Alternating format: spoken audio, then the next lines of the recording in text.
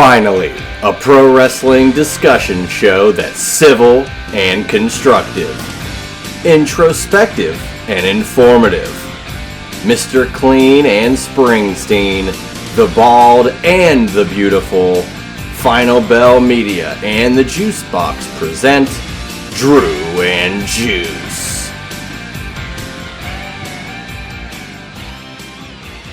All right, everybody. Business called. I am Andrew Bradell. That is Juice Springsteen. We are alive here for Juice. I hope you all are doing well. It is a fantastic Thursday to be alive. We have a lot to cover. We have a WrestleMania show. We have some locations to talk about with WrestleMania. We have a Grand Slam Australia show to talk about.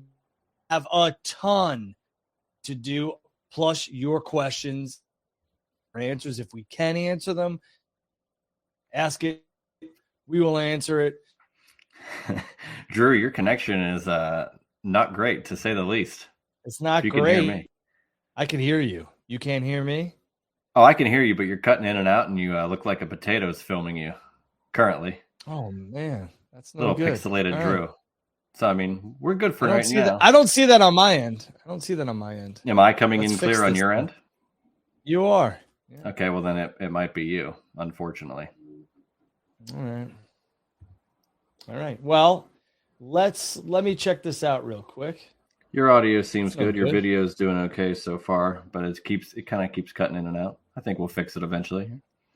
All right. I look like a potato. Well, Potato was filming. It looked like that type of Nokia quality. Yeah, you're familiar with those types of phones. You're a little older. Oh yeah.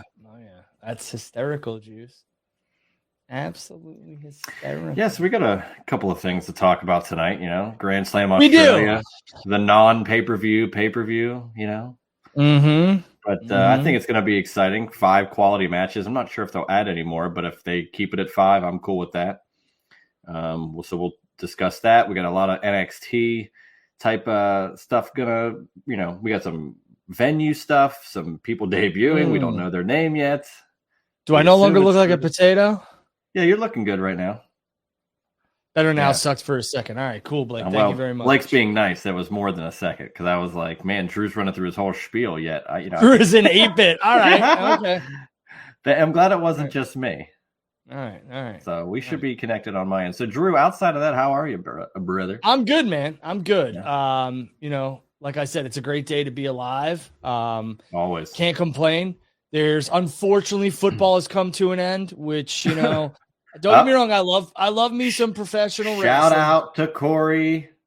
Congratulations, Corey. Fly, Eagles, fly. They did exactly what they needed to do. They followed the 2022 Bucs blueprint and defeated Mahomes. It was a little bit different, I'm going to say. And it wasn't. They made Mahomes run around like a maniac. Yeah. Yes. Yeah, come on. High def Drew is the best. Hopefully I'm better now. I don't know. HD Drew, yeah. HD Drew. Listen, we won't make this a football show, but sports are my passion, but I absolutely love the wide world of professional wrestling and sports entertainment. So there's a lot of it now. Baseball's, not really back. You want to count spring training, go for it. Football is done. God, Hockey's at the All-Star break, even though they got some really cool stuff going on right now with the whole country classic thing. So I'm here for it, but professional wrestling is at the forefront, and that's why we're here. Kenny Pickett, Super Bowl champion. Yes, Matt. Crazy. Yes, he is. That finger in his hand is a little bit small for that ring, I presume, though. So we had a lot happen in the world of professional wrestling. I want to start off with this, and then I'll let you take the show. Sure. Because that's what this is. I have no idea what's coming away besides this. WrestleMania, we had Gunther and Jey Uso make it official for the World Heavyweight Championship. So here's the deal, right? When that happens, that means that obviously everyone's targeting Cody, which I think is interesting. I want to say this, and I want your opinion on it. A lot of people are saying, oh, man, everyone's jumping the gun with all this and that with Jey Uso. I don't think Jey main events either night of WrestleMania. And I don't mean that, Jey and Gunther, I don't mean that with any disrespect. I think the best way, in my opinion, to get WrestleMania night 1 off and running is everybody and their mother yeeting. I think Jey Uso and Gunther will open WrestleMania Saturday. And no, nobody has this information. It's not like I don't deal in dirt. This is just my opinion. Yeah, and it is just funny that main event Jey Uso, who was promised a main event of WrestleMania, will likely not main event WrestleMania, but still get that World Heavyweight title opportunity.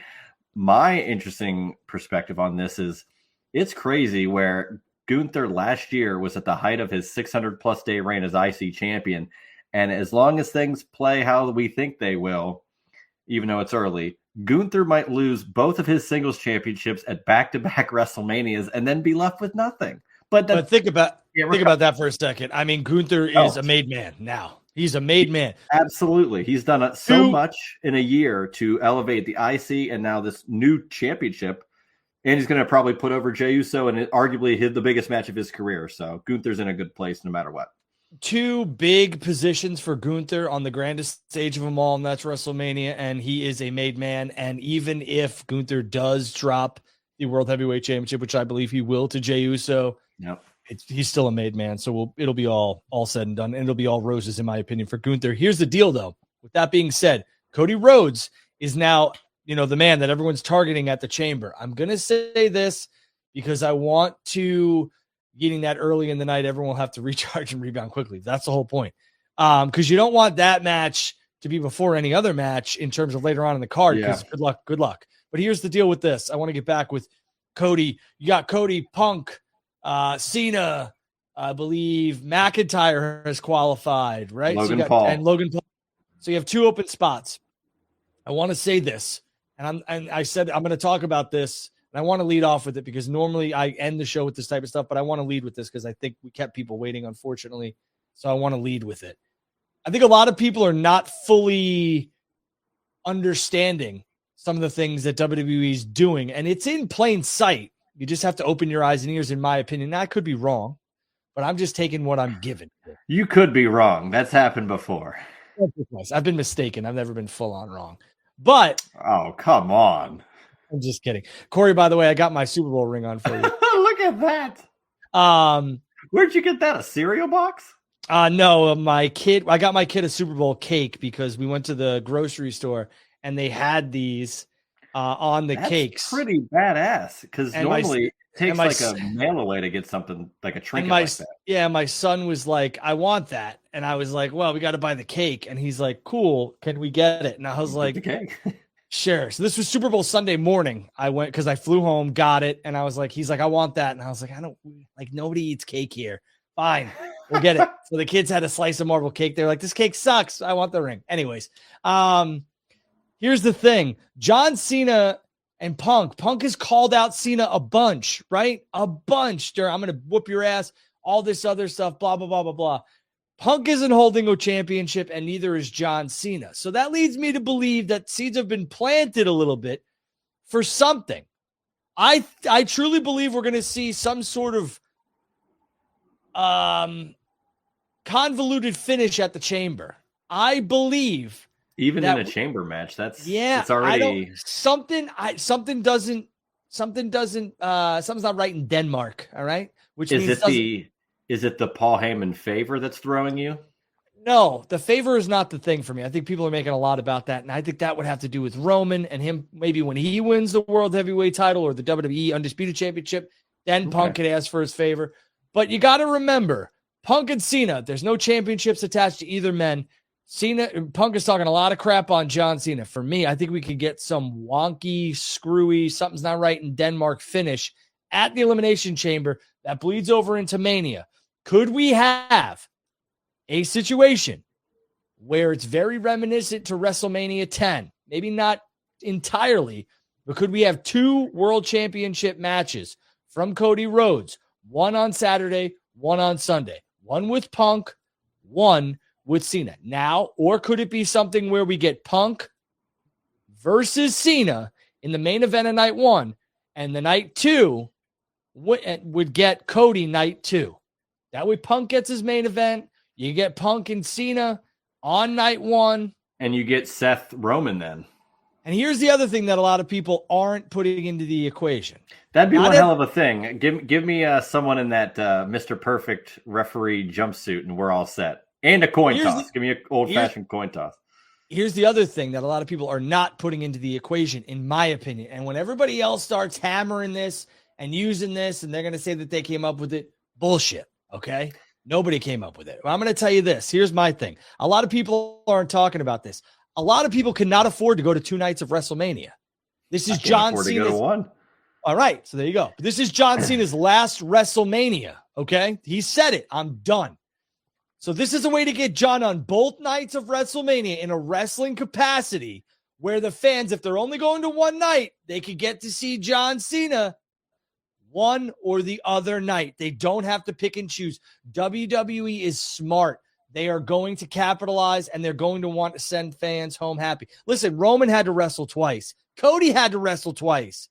Yeah, I'm not sure we're gonna, unprecedented, why not? Brett did it. I'm not quite sure that this is what is going to happen, where John Cena just has one match at WrestleMania. Now, a lot of people say, can you trust John?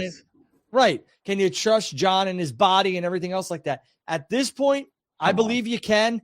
And truthfully, a lot of people are paying a lot of money to go to WrestleMania Saturday without even knowing what's on the card. A lot of people are paying a lot of money to go to WrestleMania Sunday without knowing what's on the card, but they're there because it's Cena's last WrestleMania. You can't trot John out on Saturday and say, welcome to WrestleMania, everybody. And then we'll see you Sunday. A lot of people will be like, man, I wanted to see Cena. So what this does, 2 birds, 1 stone. John gets to wrestle on both nights of WrestleMania, send the fans home happy who are paying an asinine amount of money to go to this sucker, and you get everyone's a win-win. That's just me. That's just me. And that in that theory, Drew, that I do somewhat agree with, that means you're assuming Cena would win that match on night 1 to get night 2. Does that leave he wins that match? Does that leave Punk out of night 2? Or do we somehow see Punk Cena on night 1, another screwy finish, and we get what I propose is a triple threat between Punk, Cena, and Cody? Because all 3 have beef with all, like, it's all interconnected. Well, you asked for a referee. What happens if CM Punk is the special guest referee for the Cody John Cena match, and reluctantly Punk counts the 3 for John Cena? Built-in feud, built-in match for Backlash, wherever that's going to be. Just saying.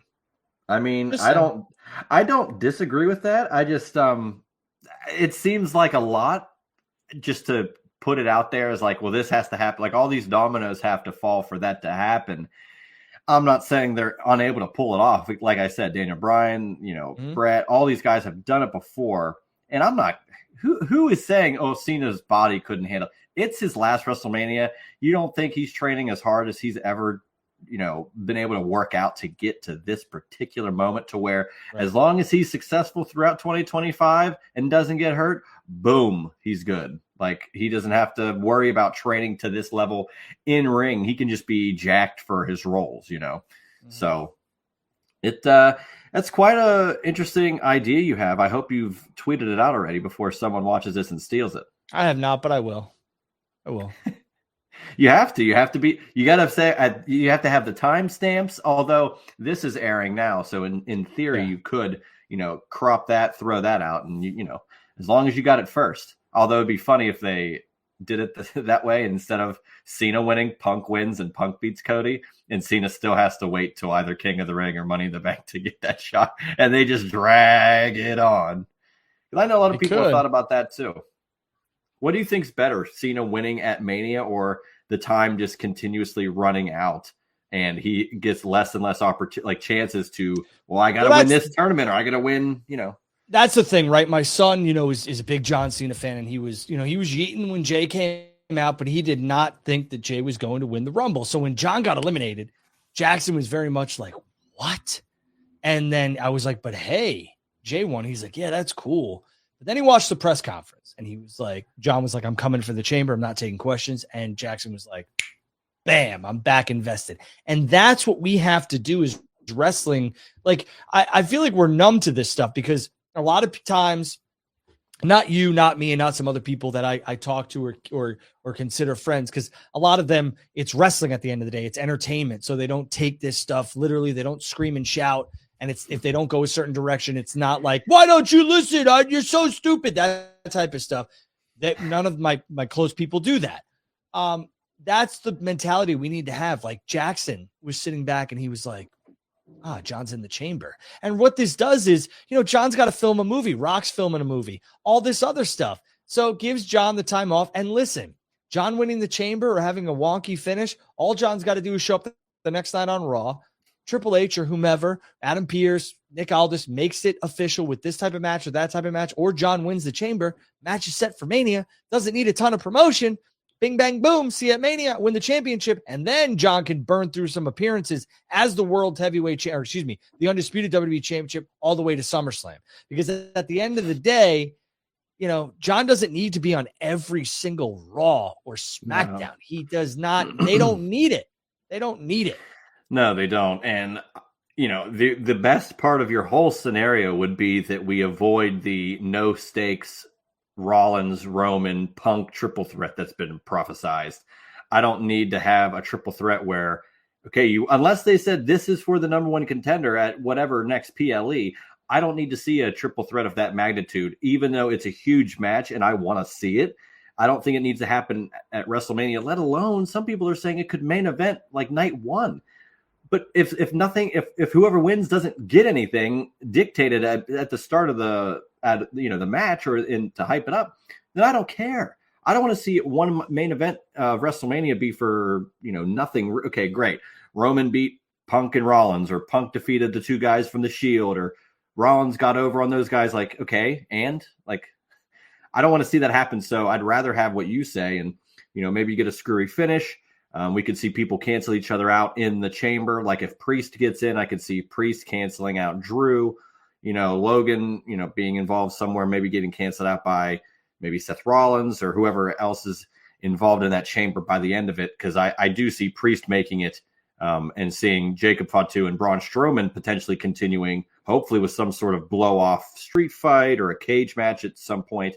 Whether that's chamber or on a big episode of Raw, that remains to be seen, or SmackDown rather. But I think it's where we're going. So a lot of intriguing parts, moving parts. I always say this with, anybody I talk to, whether it's on my show, this show, just on Twitter, the more unpredictable wrestling is, the better. Because if people like you and me who've watched combined for like 40 plus years can't figure out what's going to happen, that's what you want. And you having the perspective of your kid watching, that's the perspective a lot more fans should just, maybe lean into for 5 minutes. And remember when you used to watch wrestling and it wasn't your only life, where if this guy wins, you're not, life's not over. And here's the thing, a lot of things changed in 2020, some for the good, some for the bad. But in this industry, in my opinion, the wrestling journalistic landscape, media, it changed for the worse, because every Tom, Dick, and Harry got a camera, a microphone, and a light, and they all consider themselves journalists or experts. And realistically, most of them have trouble, wrangling their wiener out of their trousers to take a leak, and all of a sudden forming a sentence. Right. And now they have a podcast, which, listen, I want everybody to eat, but when you sit on a show and you call the WWE or you call other companies, AEW, TNA, whatever, moronic or stupid because they don't listen to your booking ideas, you have become the problem. It is on you. And I'm not going to get preachy here, but it's on you. You have worked yourself into something, and it's not on the company or the stars. It's on you. And that's the problem. A lot of people need to sit back and understand from a business perspective and an entertainment perspective what goes into these companies, and not just be like, listen, I know you like a certain talent, but just because they don't book them to be the world champion or her to be the world champion doesn't mean that the company sucks or they should listen to you. Especially with AEW, there's only one world champion. Like, what are we doing? Like, only one person could be world champion. In WWE, you have at least two, but I mean, come on. You gotta, not everybody can be the champion. Not everybody can have the big moment. That's the benefit of no off season and wrestling continuing for however long it needs to. At some point, your guy might come around and get the title opportunity, and that makes it more special.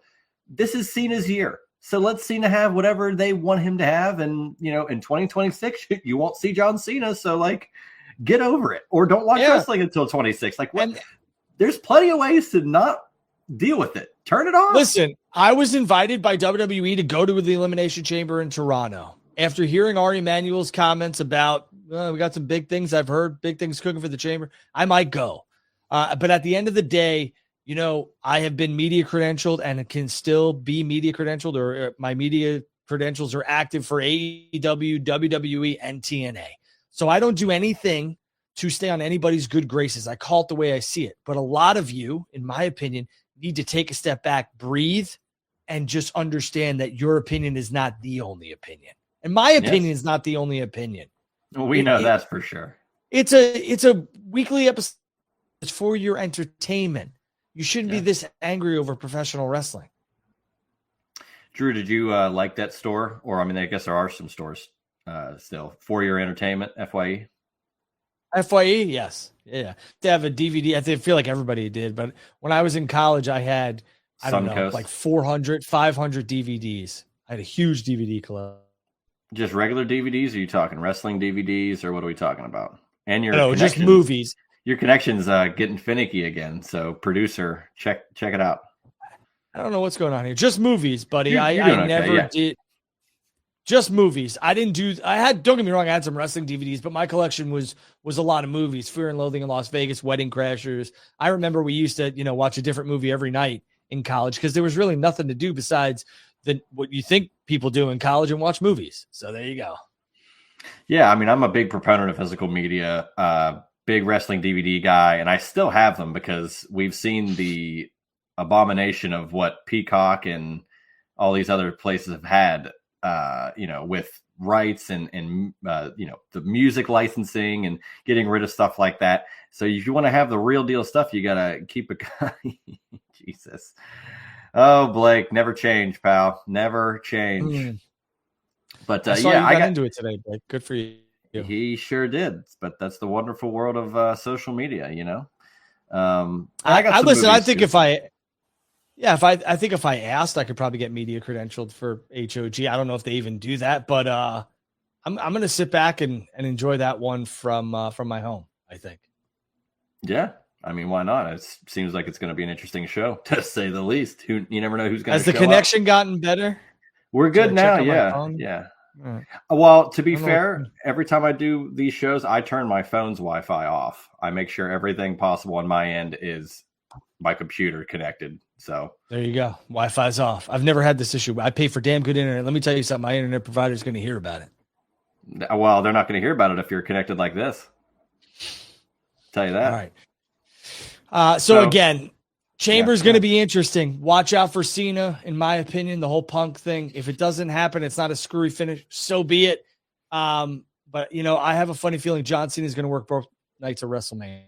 That's my prediction. I'm just trying to figure out what could a screwy finish in the Chamber look like, considering it's as no DQ as you can get.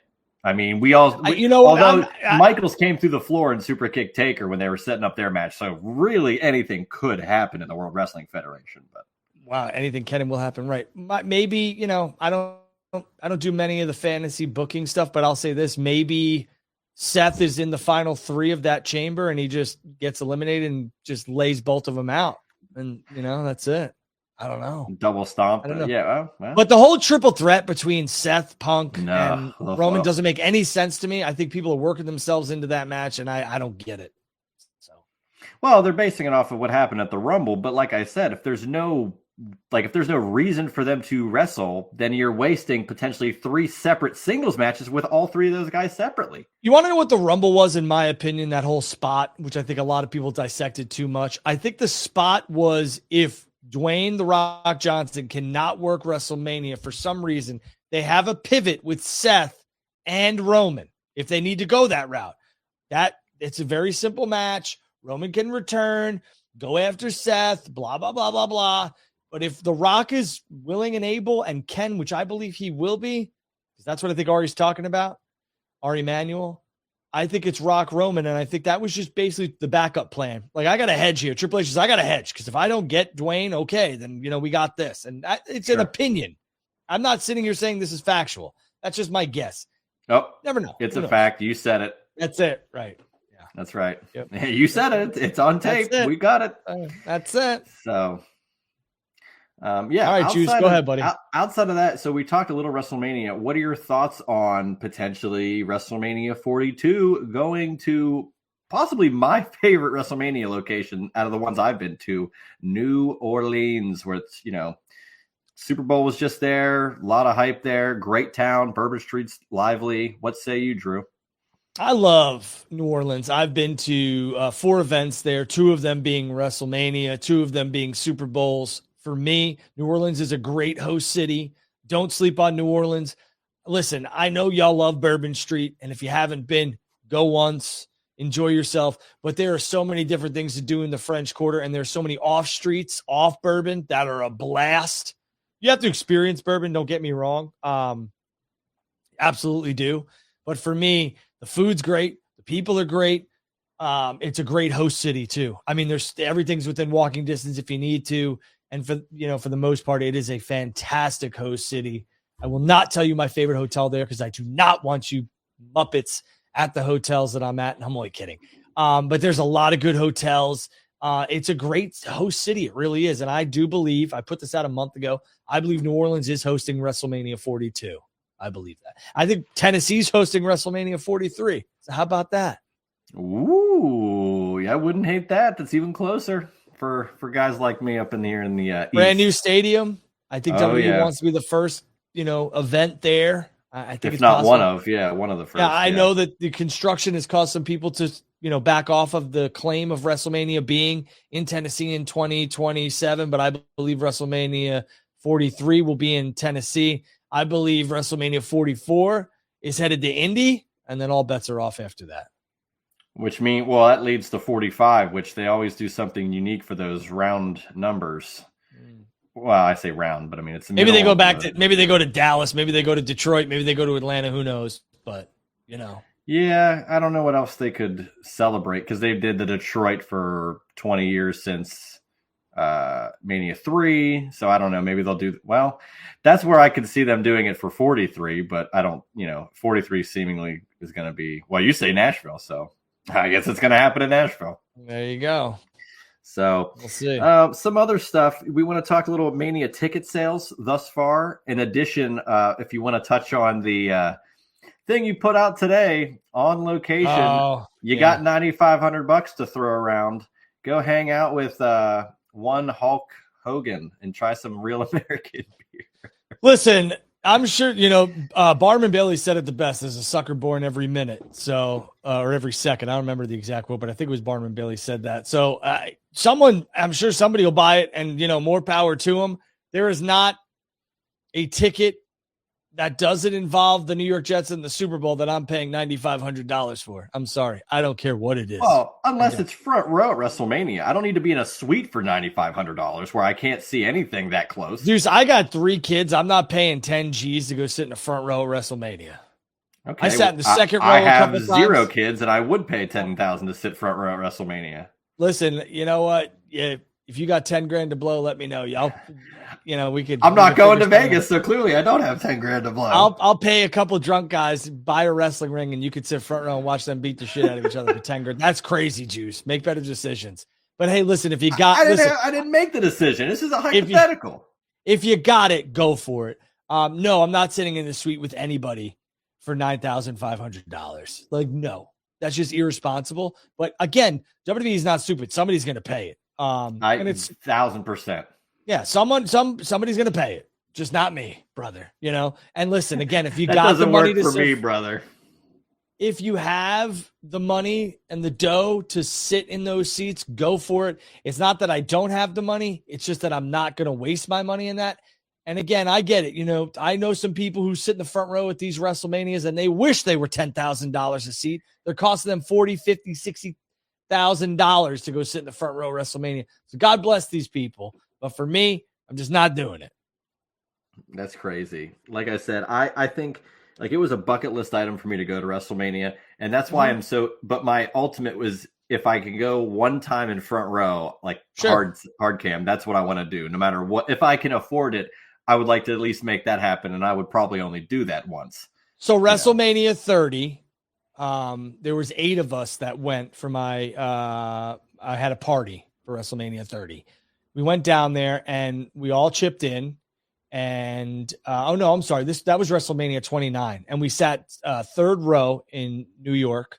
And then WrestleMania 30, I was very nicely given second row floor seats behind the announce table for WrestleMania 30 right in next New Orleans. to Dusty. Yeah, well, it was Brett. All those other guys were in that row, and I was there. So it was very, very nice, and that was the closest I've gotten to front row. And I will never try and duplicate that experience. I'm not going to spend $60,000. So thank you very much. That was 11 years ago, and I'm happy with it. So there you go. Yeah, you're not doing that in this economy with this level of WWE because everything's just. It's just a lot of money. God bless them. Crazy, they're getting it and everything else like that. So God bless them. It's just not for me. Even if I was a millionaire, I'm not sitting front row for WrestleMania. Well, I mean, if I was a millionaire, I would. For one time. I just want to do it once. Go buy a car. Drew, you understand that?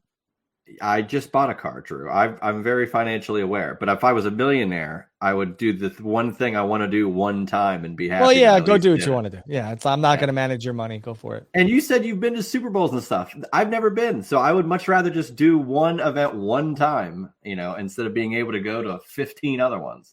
I am the Eagles' good luck charm, I believe. Every time I work or go to a Super Bowl that the Eagles are in, they win. I did not work the one in Arizona, and I didn't even step foot in Arizona, and they lost. So I'm just saying. Philly, what's up? I think they're doing okay now, but have you ever seen the Flyers win the Cup? Not in your lifetime. Not in my lifetime. I've never. So I just missed the Islanders rattling off their 4 in a row. Well, it might be a while for them too. Might need a new co-host. Let's go. What else you got? Oh, come on. Any other additional thoughts on just the Mania ticket sales at large as it stands right now? I think acumen in the ticket world. I don't remember seeing a WrestleMania having this many available at this point in time. I want to say there's like 7 or 8 available, 1,000 for each night. Normally, the WWE has done a very good job of pricing and everything else like that. I believe that this event, this time, it's Easter weekend. I know a lot of the kids are off from school that Monday. It was smart, strategic, but I think Vegas, I think there's a lot of factors right now. But if The Rock's announced, I think a lot of people will jump, and those 7,000 tickets will fly. Once the chamber's over, Rock could show up. You might know if Cena and Cody's happening. A lot changes March 1st. So and I want to say this: I don't think that WrestleMania is not going to sell out, but I've never seen. I can't remember WrestleMania taking this long to get. We're in February. Don't get me wrong. There's been times where WrestleMania 35 had some tickets available in New York City or New Jersey. Up until about like January-ish and maybe early February. But I haven't seen it like that in a very long time. Even the Tampa Mania, when they just came back from everything, those tickets flew. The Dallas, Texas one, those flew. LA, although highly priced, flew. And last year, it was one of the hottest tickets around. So I just think that, it's a little concerning to me about the WrestleMania ticket sales at this late in the game, but it's WWE. They will have no problem selling them out as we get closer and closer. But, it's something I haven't seen in a very long time. Yeah, we talked about it. Just the fact that it's in Vegas. Everything is going to be higher priced in general, let alone like what he said. You don't know who's going to be there just at the moment. But like I said, as soon as March 1st comes and goes, a lot more is going to be set in stone. And I think you're going to see, those sites that aggregate how the tickets are selling and how fast they are. I think it's going to be like, wow, we are seeing a lot going a lot faster than we anticipated now that we know maybe Rock's going to be there, or again, you get Cena at least at the show regardless, but now maybe who he's facing. So once that comes into play, I think you'll see some more tickets. And don't get me wrong, there's a lot of people who are waiting for that market to crash. There's a lot of people who are waiting for WWE to lower the ticket prices, et cetera, et cetera. That comes with the game. But realistically, I have not seen the market being, tickets wise readily accessible in a very long time. So, yeah. Do you think if they do announce New Orleans that it'll be a little bit more affordable than Vegas? Yes. Okay. Yes. Even though 2 nights and they're just as popular, you think the tickets will still be more affordable than just where it's at now based purely on location? Well, Frank from Las Vegas says, I live in Vegas. It's expensive to reside here, WWE priced out the locals for sure. And I would agree. Yeah. I've done WrestleMania. I've did a suite for WrestleMania for the past. I'm having to look at my wall here. Oh yeah. You said you're not doing it this year. Yeah. Since WrestleMania 28 in Miami. Yeah. We had suites. We had really good seats. They were always very accommodating, and we always struck a deal. Last year, I struck a deal with Lincoln Financial Field and WWE, and we were able to get a bunch of club level seats. I sat with Dave Hero, Cal Hero, and some others, and we all enjoyed ourselves and stayed warm. The seats were obviously outdoors, but we were able to get into a climate controlled area during the show and everything else like that. They were club seats, and we did I had one suite, and it was great. This year, you couldn't do it. You could, but I mean, they wanted like $50,000, $60,000, $70,000 a night for WrestleMania, and it was just crazy. So, I think WWE is going for high gates. They're going to continue to get it, but I think WWE, and I said this many, many years ago, WWE is pricing out your normal blue collar fans. And again, I said it, go to WrestleMania while you could afford it. And I don't know if it's affordable anymore. Yeah, maybe not. I don't know. I think it may be early to say anymore, but if New Orleans or some of these other places where Mania has been before are not as accessible as they were before, and people realize that and they go, wow, I went to 30, I went to 34, and now I can't go to Mania 42, then it's like you're really pricing people out, which is, kind of unfortunate, but you and I both know they're going to sell out that damn building regardless. So yeah, it's pretty crazy. Yeah. Let's transition into some unfortunate news, but we'll kind of make a positive spin on it because I think a lot of this can be turned positive. A lot of what they used to call spring cleaning happened in WWE recently, and we had quite a few released talent, which, it does happen. It happens everywhere, and we'll talk about that on the AEW side as well. But, when one, contract ends, another can begin. So just out of the following, and I'll kind of briefly run down the list. Authors of Pain and Paul Ellering, Cedric Alexander, Sonya Deville, Blair Davenport, Isla Dawn, Giovanni Vinci, the Good Brothers, and Elektra Lopez. Drew, out of those in particular, who jumps out to you first as they will be fine, they will likely go to AEW or TNA immediately and do something very well? Juice, I have a lot of respect for you, but I'm not going to play this game because I don't like to do this. I don't like to predict where people are going to go because realistically, they just got released. You never know the situation. I have no idea what's going on. I think all of them have an opportunity to land somewhere, but I don't like to monetize, which we really don't, but I don't like to make any sort of like money off somebody or anything else where, they're not because of somebody losing a job. It's just for me. Could you look at what if I phrase it this way? Would you like to see Cedric Alexander join the Hurt Syndicate? I think AEW has a bloated roster already, and I think WWE needs to continue to cut some of their talent. It's just an unfortunate part of the game, and the same thing goes with AEW. Would I like to see Cedric join the Hurt Business? I would like to see anybody be able to get work if it's meaningful work. So yes. True.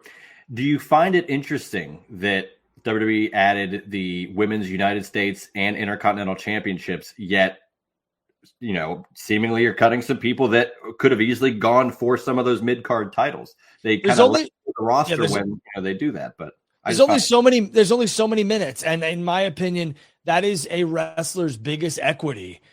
Is being able to be on television, and once you're there, maximize your minutes. So the biggest equity that any promoter or company can give you is television time on their television time that they're paying for. So, or they're being paid to produce, et cetera, et cetera. So, I think it's a tough decision. I think a lot of these men and women will find work, but I was very disappointed in a lot of the content streamers who would come on here and just be like, released. It was minutes, hours after they were released. Yeah. And it was like, this is where they should go. This is what they should do. And it's like, geez, dude, like that body's still warm. Chill. Like they'll all figure it out. And I wish them nothing but the best. But at the end of the day, I know it's part of the gig, but I just wish we changed that culture a little bit where it's like, all right, let's let them figure out where they're going. AEW didn't flat out put out a statement saying we wish the best in their future endeavors, or we have come to the releases of Miro, Malachi Black, and Ricky Starks. Ricky just happened to show up on NXT, and the rumors went rampant, and Sean Ross Sapp reported it. And if Sean's reported it, he's obviously got good sources on it. I was told that Ricky was done with AEW, and la-di-da. Couple minutes later, couple hours later, bang, he's in NXT, or a day later. So there you go. And I think the opportunity in the door is going to be there for a lot of these men and women. I just hope once they're given the opportunity, they kick it through. Cedric would be great in AEW. Yes. So we'll see. Right. And I respect that you would prefer not to touch on the negative side of all of these. I just try to put some sort of positive spin and not necessarily predict where they're going to go, but you just can't ignore, again, with the Authors of Pain, they split the tag titles up, yet they're getting rid of a tag team that I felt had some equity. I thought they did a lot of great work when they were with Seth Rollins back in the day.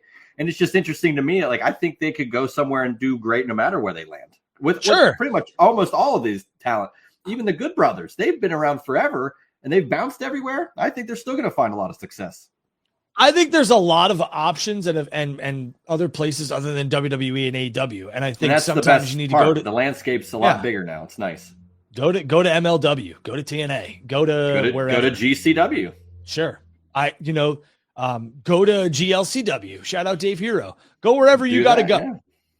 Go wherever you got to go. Work the independents. Do whatever you got to do. Just find work if that's what you're looking for. And I respect you. You know that. I just have no interest in playing the what if game. And again, it's not because I don't want to. It's just because at the end, do I see these men and women landing places? Absolutely. But am I going to say, this person should go here? That's what's best for their career. Man, all that. Yeah. We don't know what's best for them. Of course. And that's why I wanted to present it in a way of it's just like, is this something you could see them doing? Because I'm the same way, Drew. I don't want to assume some of these people might not want to work for a while. They might be thrilled that they get 90 days to kind of sit on them just losing their job and figure out the next step in their lives. So I fully understand. I think it's a little, it's been about a week since this happened. So I think all the AEW talent is going to land somewhere. I believe. I think they're too talented not to, and I think the same thing with the WWE people. I think you already saw Ricky jump to WWE NXT. It seems like that had a lot of buzz, rightfully so. And, I think Miro and Aleister Black will 100% land somewhere as well. I think Aleister Black is probably made for WWE. I could see him debuting after WrestleMania. So. I agree with you. And I actually think Miro would do well in TNA, but I question, do you think as a different regime, could he just go back and them really play up Rusev and Rusev Day and get back on that train if he wants to do that? Because I guess he'd have to be on creatively to do that. But I wonder when, it was at such a high point before, now different people are running things. Maybe they see more still with that. Like, again, same with Aleister Black. These are guys that had a really prominent level at a point. They go away. They do a lot of great things in AEW as well. And now, maybe they got more creative freedom if they were to go back. So I think, it's really great that there's so many places to go. And I would like to transition to that Ricky Starks thing. Do you think that he's going to keep that name? That's been something that's, been circulating. I tend to agree. I think they'll keep the name. I think it's almost on purpose that they're kind of vaguely introducing him. And I like the fact that he just kind of came through the crowd, a la Scott Hall. Who I am, but I'm going to tell you who I am. Right. I think it was very interesting that he, even the NXT stuff, which Ricky's debut on NXT has over 770,000 views right now. So probably won't get to 1 million, but it's getting damn near close by, the end of the week.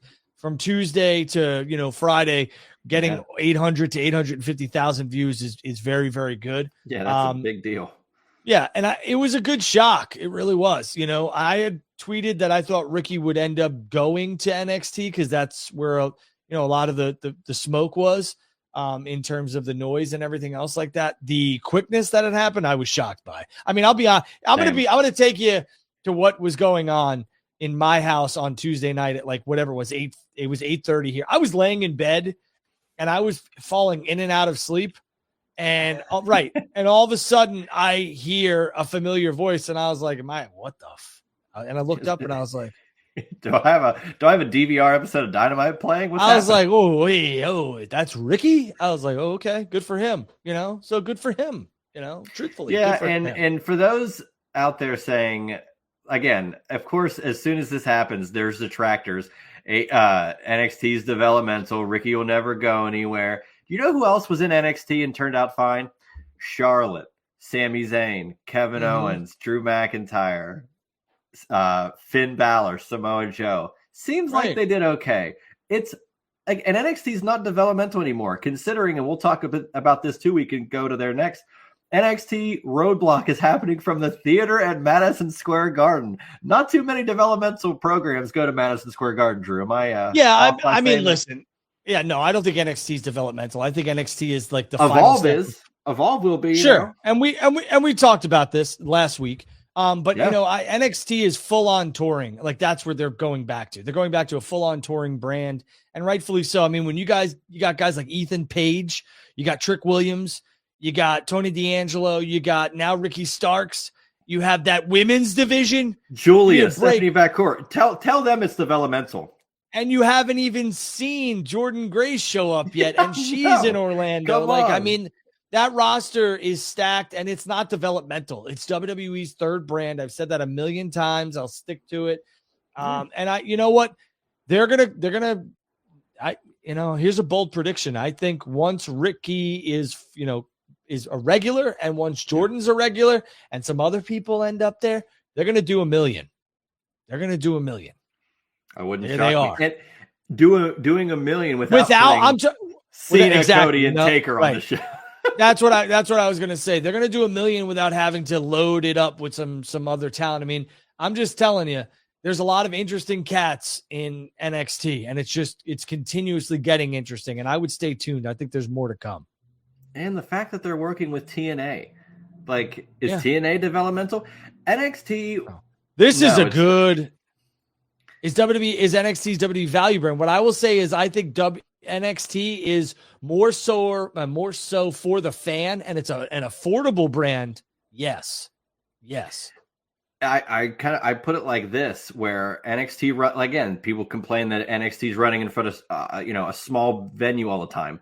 Guess where TNA ran forever? The Impact Zone. But guess who had the most passionate fans? TNA. And it worked out for them. And now they're working directly with NXT. And maybe NXT, before it got to the WWE Network for their first NXT Arrival shows back in 2014, maybe then it was developmental. But once they got on the network and you saw Neville and Cesaro and Sami Zayn, and it became bigger than that, and you saw these guys that you knew were killers on the independent scene, this is where it was WWE's independent brand. That's what I look at it as.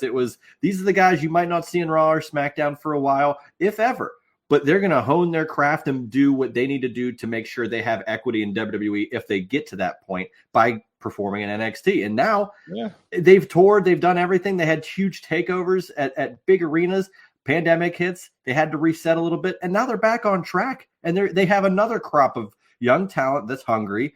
That Ricky Starks just came from AEW, and whether it was him or AEW or a mutual disagreement and how it all ended, that's in the past. Ricky Starks is now in NXT, and he's looking to the future, and I can see him getting a huge run in WWE as long as he keeps the foot on the gas. So more power to him. And like you mentioned, right? And that Matt says it right. Mega independent, worst kept secret, and it was. Once they put it on the network, it was like, wow, I can't believe they got this down there, because it was FCW with some randoms. So and the thing was is that week combo ticket on accident. Yeah, Corey, I was working that pre-sale, and you weren't the only one. It was wild. I was watching, because that's what I do for a living. I monitor the pre-sales and make sure that what's going on is correct. And I watched, and Corey, you could tell me if you saw this too, but I watched them put, I think it was $300 floor seats in there, and they were good floor seats. And I was like, whoa, I was like, that's a mistake. And then they quickly adjusted them to $1,399. And I was like, okay, that's better. But whoever made that mistake, you're fired. Goodbye. You missed it by, and if somebody was able to lock them up at $399, my God. But I will say this, as soon as you saw the likes of Kevin Owens, Sami Zayn, Shinsuke Nakamura heading over to Shinsuke, oh my God, to get that final polish. I mean, give me a break. That was no longer developmental. Bobby Roode, come on. They were selling out the Barclays Center every year. I was there. It was wild. Adam Cole made his debut. It was nuts. It was absolutely nuts.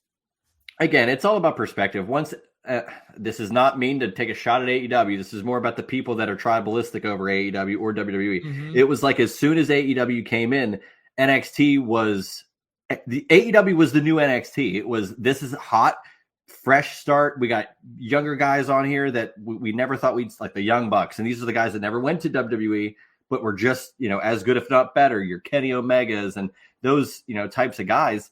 It's like, okay, well, NXT had that, but now we got this, and it's on TV every week. And I don't know. I feel like people lost their way with what NXT used to be and decided, I'm going to be just AEW. But now NXT's right up there doing great. And you can't just like both. Like, what are we doing here? Can't you like both shows? Yeah. Not in this day and age, Drew. Guess not. Yeah, I'll never understand the tribalism. I'm hoping that I know that it's never going to end, but I hope it does. I don't understand why you want one company to have a monopoly. I don't understand why you want one company to succeed and the other one to fail. If the boys and girls in the company don't give a shit, you shouldn't. If they're rooting for other people to have success, you should too. A healthy landscape with two viable options or maybe more is best for business. Best for business is 100% correct, Drew.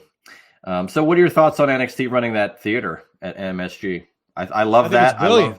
I love that they're the bringing production Roadblock. Team is already there. Yeah. Why not? Yeah, because they have Raw the night before, right? Yeah.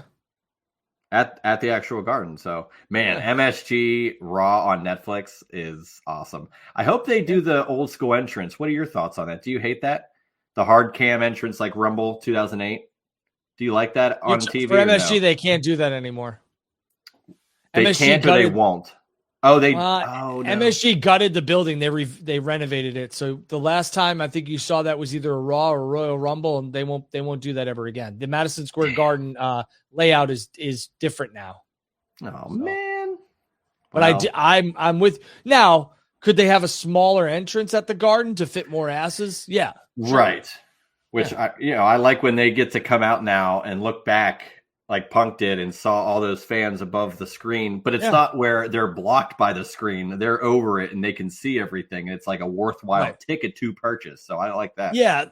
The thing with the Garden is once they gutted it, the lower bowl, I believe now has, I want to say it's the 100 level. Then you have the Chase Bridge and everything else like that. But yeah, I don't think they have the entrance way there that they could do that from, because I don't think they have I'll have to look at it. I'll have to bring it up, but I don't believe that once they gutted it, I think things changed in terms of like what they could do. I mean, I think it's different. So. Yeah. Well, speaking of different, this is something fun I wanted to throw past you here. I want to read you the new trademarked names that WWE has put trademarks on. And I just want to hear your thoughts on each name if you have one. Mm-hmm. Osiris Griffin. Sounds like a WWE ID guy. I thought of the Osiris shoes as soon as I saw that, because I had buddies that loved those shoes. They slipped them on, but they flew off all the time because they never tied them. They tied them once and they were just slip-ons from then on. Oh, gotcha. I want to just go back to the Garden thing for a quick second. Yeah. They are using they're using like the Saturday Night's Main Event type of entranceway. Small ramp, they're going to have fans behind the stage. Okay. Perfect. So very much like what you saw at Saturday Night's Main Event on Long Island at the Nassau Coliseum and what you saw at the Intuit Dome. So smaller stages. I can't wait for them to go to the Intuit Dome again. They need to go there for a PLE next. They will. Why not? They will. Go ahead. All right. No, it's fine. We're only going to talk about Hayes Jameson. What the hell is that? That sounds like a drink, and that'll be for a WWE ID guy or girl. Hopefully, guy. Okay, probably all of these are going to be WWE ID guys. They are. I was hoping you were picking up on that. Yeah, I know. My first thought was, do you remember the guy who ran around with the Bushwhackers named Jameson? I do. I thought maybe that was some sort of really deep like rib of like them joking around and hazing Jameson. I don't know. That's where my mind went. I think you're thinking too much into this, but go ahead. Absolutely. That's what we're here for. Trill London. Frankly, it sounds made up. Trill the Thrill. I'm gonna again, okay, great. I think WWE ID. Well, it is. All of them are WWE. These names are not for anybody like on the roster. Trill. The only thing I think of with Trill is ASAP Rocky because everything's Trill. True and real. Yeah. Harley Riggins. Harley Riggins. We'll talk about a Harley later on for Grand Slam. Yeah. All right. Cool. I like that. I like me with some alliterations. Summer Sorrell. Okay. Yeah.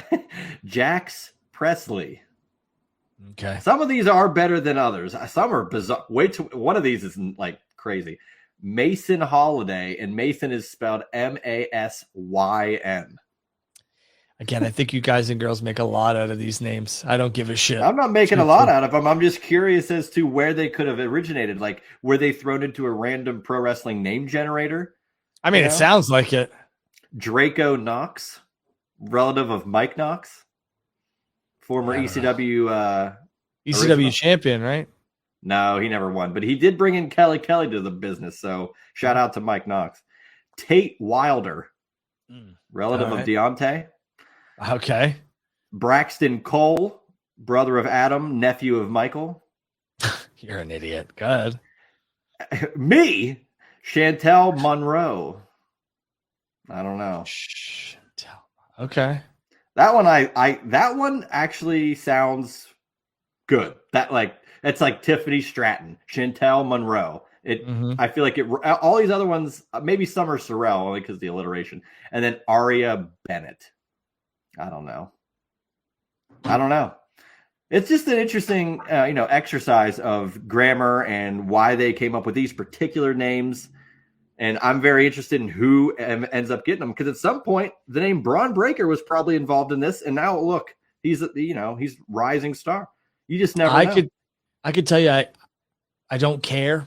It's all about once they get the name, what type of what they do with not with the name, what they do to win the crowd over. You got to connect with the crowd. Your name could be Hillbilly Pete, and if you don't connect with the crowd, nobody gives a shit. You could have the best name.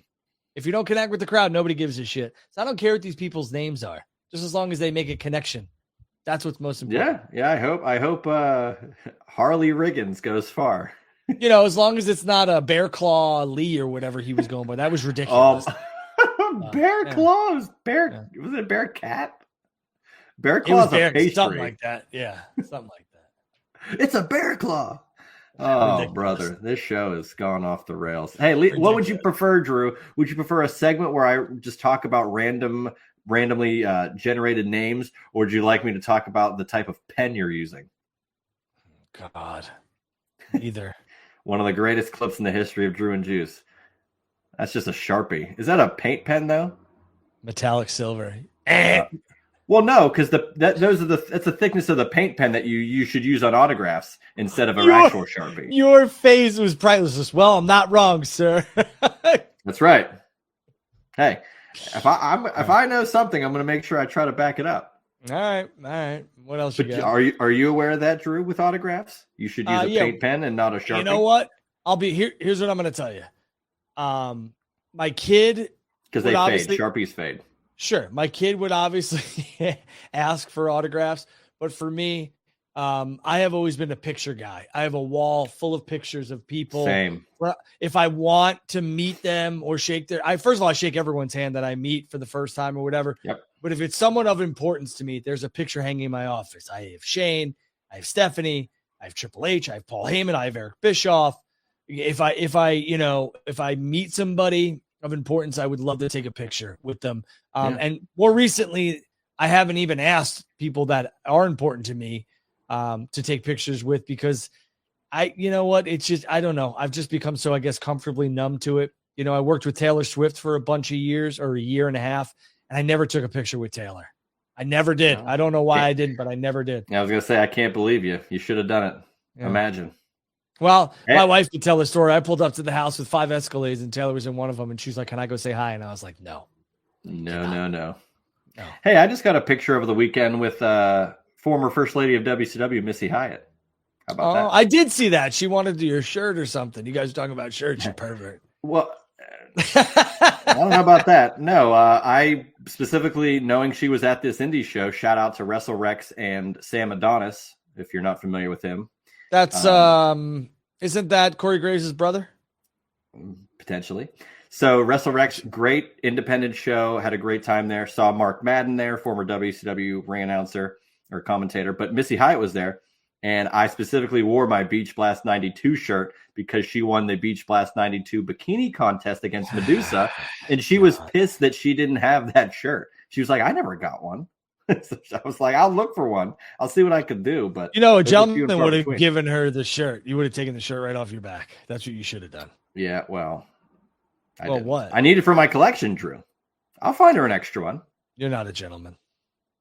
I am a gentleman. You don't know me. You're not a gentleman. You should be ashamed of yourself. You can't even look at me in the eye and tell me that. You're on your phone. You're not a gentleman. Well, I'm really trying to professional. I'm trying to find you a picture of somebody that you mentioned. But go ahead. You should have given Missy your shirt. You're not a gentleman.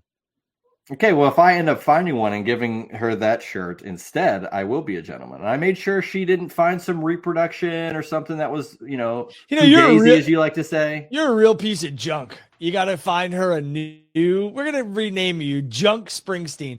What are you talking about? You couldn't. Because I didn't have another shirt, Drew. It was 30 degrees out. So what? Be a gentleman. Give her your shirt. What a piece of junk. It's Missy Hyatt. She can afford any shirt anywhere. Junk Springsteen, everybody. Couldn't give Missy Hyatt his T-shirt right off his back. What a piece of junk. Yeah, Mr. Clean. I'd relax. Whatever. Mr. Imminent.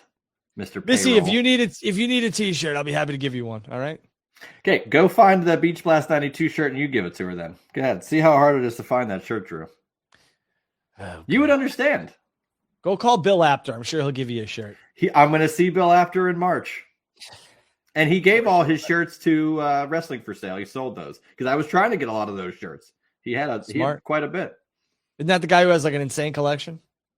Yeah, Apter's Alley. He's got a hell of a collection. No, the dude from Wrestling for Sale. Yeah. Yeah, I mean, he's got one too. They both got crazy collections of stuff. I interviewed him. So, yeah, good guy. Okay. So, speaking of good people, and I want to mention this because this dropped in the news today.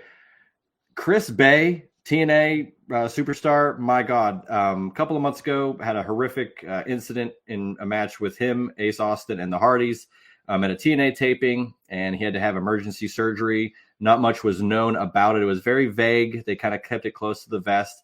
They tried to raise money. I know the major WF pod guys, Cardona, Myers, who's in TNA, and Mark Sterling, of course, they made a figure where all the proceeds would go to Bay. And everybody in the community, wrestlers, fans alike, showed support for Chris Bay. And only up until recently, where RVD mentioned that he had actually visited him a few times and mentioned that he had been paralyzed and didn't really know what else was going to happen. That was all we really knew until today, where he posts on his birthday a 9-second video. I got chills just saying that, of him just getting out of the chair and walking towards the camera. And a bunch of a huge note that he wrote out saying all the stuff that had happened and how it all went down, and just thanking everybody for their support. And who knows, he says, if he'll ever wrestle again, but I'm sure he's just grateful that he can, live somewhat normal, comfortable life now. Just an amazing recovery. You never know what's going to happen. Drew, you mentioned all the time that these guys and girls risk their lives every single night, and you never know what's going to happen. So for him to be told 10 to 15% chance of walking again to actually doing it is remarkable. So shout out Chris Bay. God bless Chris Bay. God bless the doctors. God bless everybody. And very thankful that Chris is able to do what we take for granted every day. So majority of us. So thank God, and Godspeed to Chris Bay, and good luck. And shout out to TNA they were so behind him, and any company could have really just taken it in any way. You don't know how an incident happens in your ring. It's very serious, and there's a lot of things that could go wrong, but it's all how you react. And they were supportive, I think, from, minute one. And I think I'm glad that they're still around doing what they do. The pro wrestling landscape, for as much negativity as you see online, truthfully is very positive if you know where to look. So it's nice to see good stories coming out. So I agree. There's, amongst the negativity, there obviously are good eggs, and there's everybody. If you have something negative to say about this, you're a real piece of shit. So I couldn't have said it better myself. Raging piece of shit. Yeah, you're no Junk Springsteen, but you're a POS. I'll tell you that. That's it. We got it. Drew and Junk. I like that. Yeah. Whatever it takes. Hey, at least I'm on the marquee. You got to make a new graphic, Drew. We just went through all this trouble to make a graphic, and now you're going to make a new one. Listen, I'm going to bring on Missy Replace Hyatt. the juice box. Go ahead. She can call you Junk. She can call you Junk. Yeah, you weren't there, Drew. So it's fine. So you're saying you don't want things autographed. You just want photos. I say I just wanted a photo, and you're critiquing me for not giving my shirt to her. She didn't need a shirt. She said she never got. Yeah. Is that my fault? Did I work in WCW? She said she never got the shirt. She said she won the bikini contest in 1992. She did win the bikini. That's what happened. The gentleman thing to do would be to take off the shirt that you could go find, because you know where to look, give it to the woman, and go on. If I could find one readily available, I would have done that. But I didn't readily have one to where, here you go. I got a second one right in my closet. Hence why you are a piece of junk. Hence why I've pledged that I will find one and she will get one under my watch. And when that happens, we'll silence this whole conversation. All right. Okay. All right. Mark my word. It might even be the tank top, the junkyard, the juice box. But there's the thing. I could parlay junk into anything. Whatever. I'll take it. Love me a good parlay. So you were wearing a tank top or a t-shirt? It was a t-shirt, but they make a Beach Blast 92 tank top. Nobody cares. It's got artwork of Ricky Steamboat and Rick Rude on it. You want to see what shirt I got on today? No, I know. Oh, God. It's my new favorite t-shirt, Drew. You ready? Go ahead. The Canadian Dream, son of a secure. They make those? Who makes that? Homage. Okay, I like it. It's probably. Is it a long sleeve shirt? No, it's regular short sleeve. Well, listen. It's a great material. Don't get out the pipe cleaners. You might, the girls, they might go wild, brother. No, I'm all good. I'm pretty locked in. Oh, not looking. Oh, that's right. Happy anniversary, I think, right? Yeah, it was the other day. Yeah, sure. It was. Thank you. Listen, Thank you for paying attention, Drew. I got a lot going on. You're lucky I got that. Right? What, do you got kids or something? Yeah, 12 of them. I'll get you that Heath Slater shirt. I got kids. That's the shirt I'll give you. I'll give Hyatt the Beach Blast shirt. You'll get the Heath Slater shirt. I didn't know Homage was selling that stuff. Yeah. Well, they ran out of the large on WWE Shop. So I went to Homage, and I found it. All right. There you go. Yeah, we know you don't fit into a large. Knock it off. Nah, it fits pretty well. All right. Yeah. So let's. Son of a gun. All right. Did they sell out of it? No. Go ahead. You imagine? All right. Before we get to anybody coming into the chat and throwing out some questions for Drew and myself, we gotta talk about Grand Slam Australia. Mm-hmm. The controversy or whatever you want to call it. All that matters. It's gonna be Saturday night. I'm looking forward to it. I'll be watching USA and Canada and the Four Nations. I'll watch the dunk contest, the 3-point contest, whatever other bullshit they're gonna do. But it's gonna be more exciting than the All-Star game. But then I'll be locked in. 5 matches, Grand Slam Australia. I'm not looking at any spoilers. Almost every match has someone from Australia in it. So I find that very intriguing. Yeah, I find it very intriguing. And I'm not necessarily saying it's going to go all in the WWE route of, well, it's your home country, therefore you're going to lose. So I think some are going to actually win here, Drew. How are you? Yeah, there you go. It's going to be. Is it going to be live for them in Australia? How's that going to go? Is there something wrong with you? What?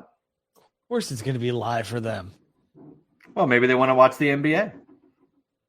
Yeah, 5:30 for them. It's going to be they're recording at 2:30 in the morning here. Too bad it wasn't live. They're airing that at 2:30 in the morning? No, when it's recorded, it's going to be, so the show's going to be filmed 5:30 Australian time.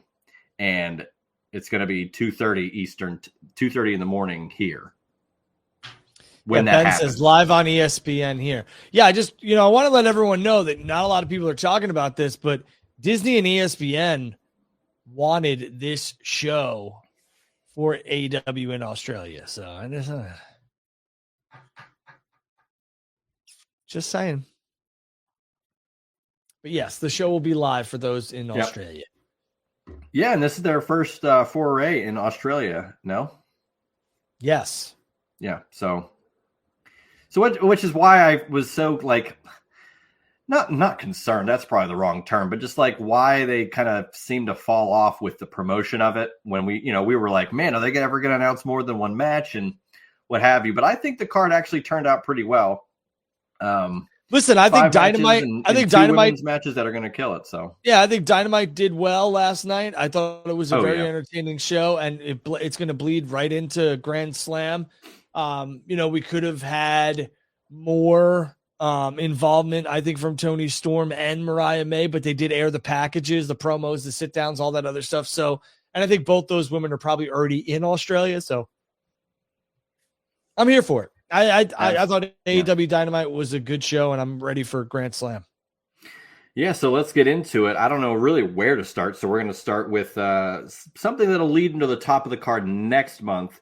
Jay White and Cope versus the Death Riders, Jon Moxley, Claudio Castagnoli in the Brisbane Brawl. Something probably akin to the Stadium Stampede or the Anarchy in the Arena. Oh, they're just going to beat the shit out of each other. AEW loves these matches, and I do as well, because it's presented as they're going to go everywhere and beat the shit out of each other, and you don't need anything else to promote that. I feel like Cope and Jay White get the win to get Cope that momentum going into Revolution. What say you?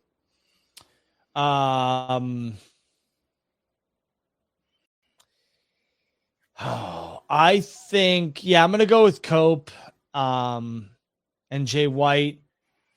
I do believe that, I think Moxley's losing the world championship, not at obviously Grand Slam, but I think it's sooner rather than later. So I could see this match going each way. But I could absolutely see, Cope and Jay White getting the victory here. Yeah, I initially was thinking, maybe Moxley and Claudio get that win to be like, oh, well, we have the advantage going into the March pay-per-view, but that's over a month away. So to me, I think it is better that Cope gets that. Maybe he gets the pin on Moxley. Who knows? Anything's happening in one of these brawls. So it's not like it takes away if you get pinned if you're Mox. What's interesting? You're the WCW historian, and do you not remember that WCW filmed an episode of Nitro in this building? Was that in 2000?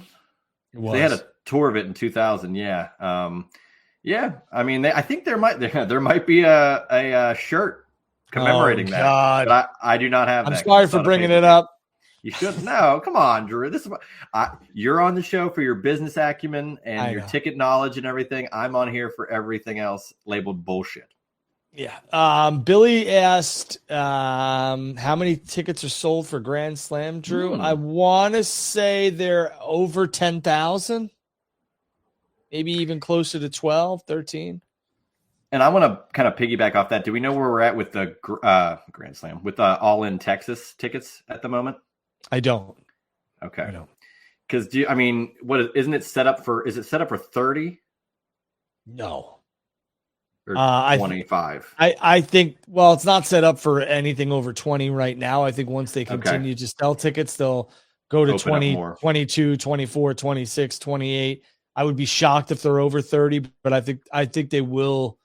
I'm going to make a prediction. Could be wrong with prediction. I do believe that AEW will get at least 22 to 24,000 people at Globe Life Field. So. And as long as it looks great on TV, 24,000 is wonderful. It's like it's nothing to sneeze at. For their all-in show where they were over, they can do it there. It's going to be good. If you're talking about the Australia show, no, they're not set up for 18,000, sir. Yeah, I believe it is. The capacity, I think, is 13, so there's no way they're set up for 18,000 for Australia. If you're talking about all-in, yes. Yeah, the initial capacity from Suncorp Stadium was 52,000, but they knocked it back to this Brisbane Center, which has a capacity of 13,500. Right. Yeah. So, there you go. But I mean, again, you get rabid fans in there. I'd prefer this instead of trying to shoot so high and selling half. I'd rather shoot a little lower, but pack it. You don't want it to sound like I've never seen it.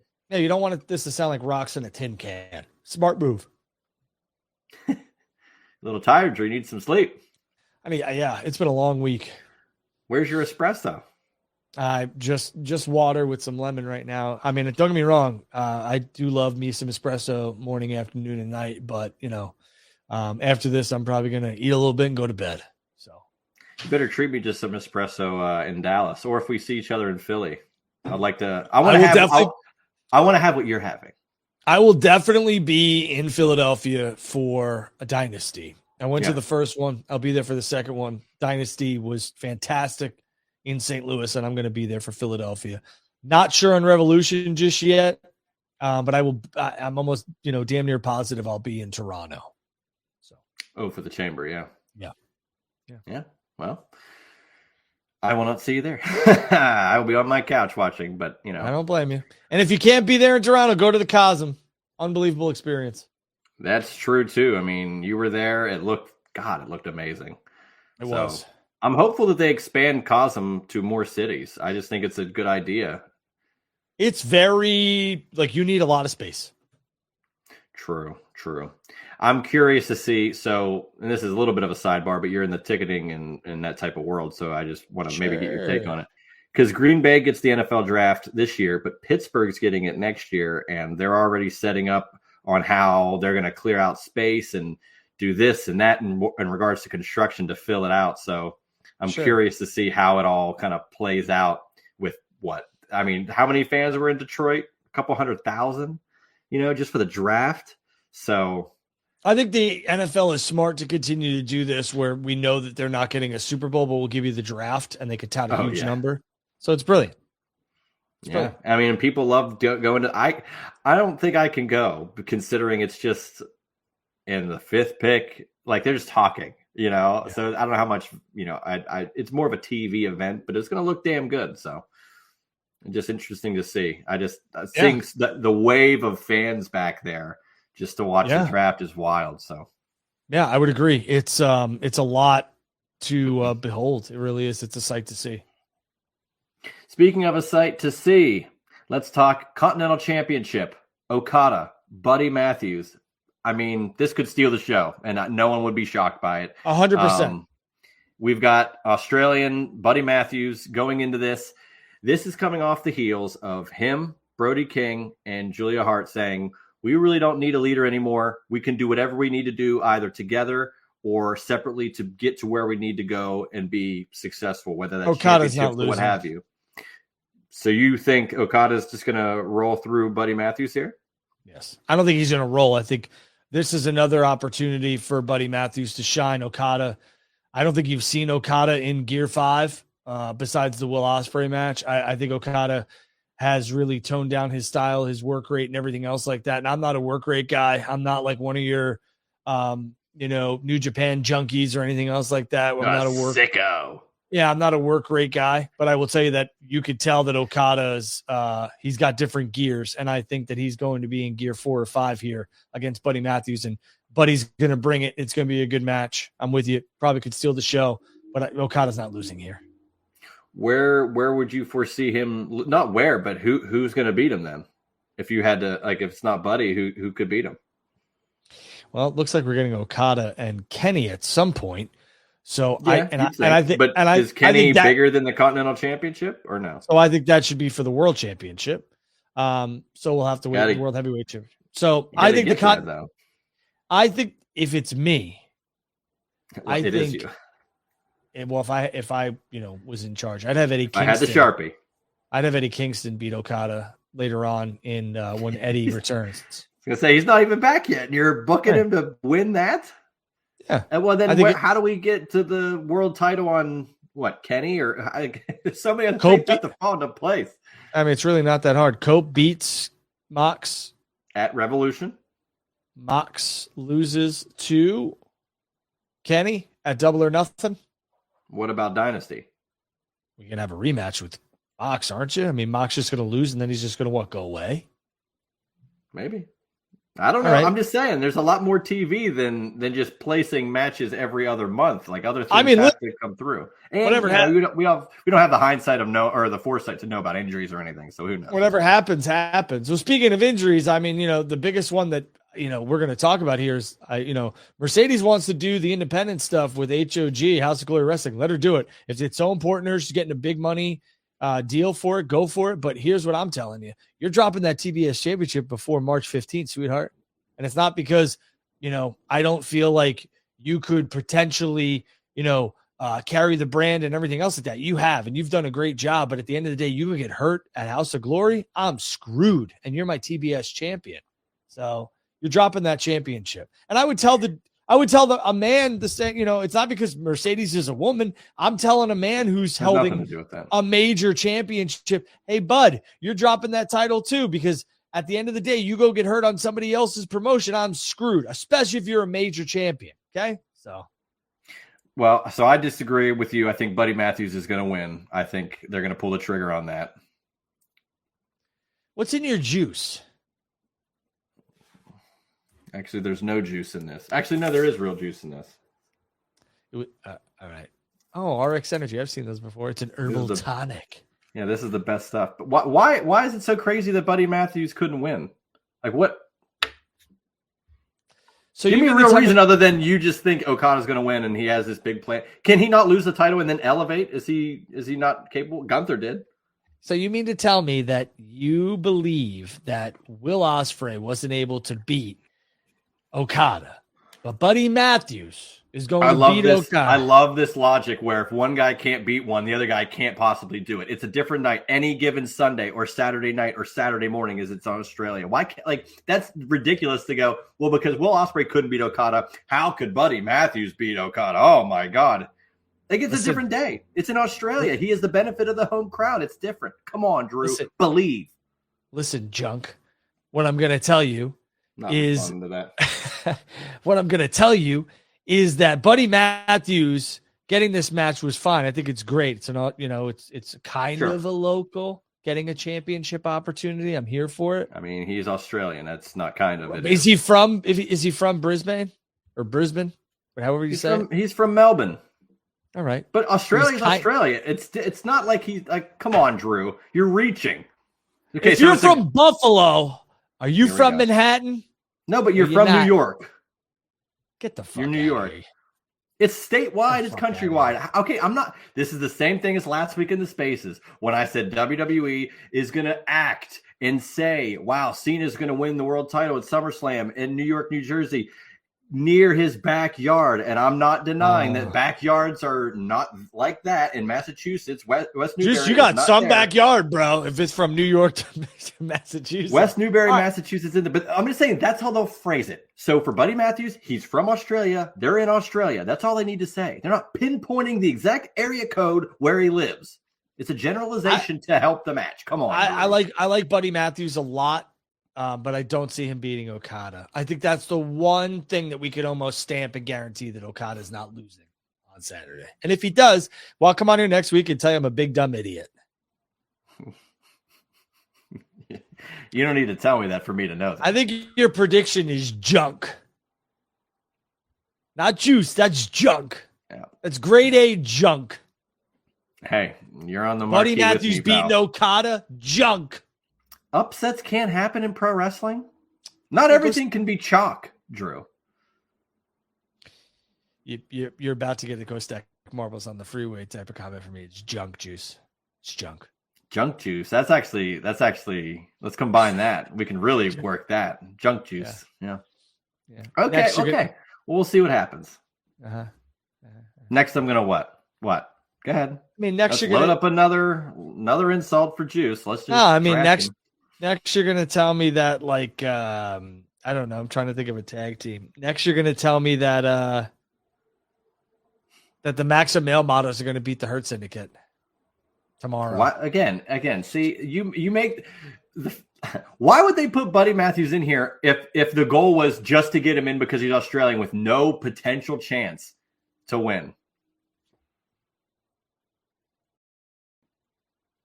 Anything can happen in All Elite Wrestling. I believe in Buddy. Junk. But you're not giving me any reason other than Ospreay couldn't beat him, so therefore Buddy can't beat him. That does not compute in everything. Life doesn't work that way. It's Buddy Matthews. He's been put over recently. His equity is gaining. Buddy Matthews doesn't give a shit about you, but I'm going to tell you this right now. I don't care about Buddy Matthews' thoughts on me. It has nothing to do with personal. It's a one-on-one match, and I think he's going to win the title.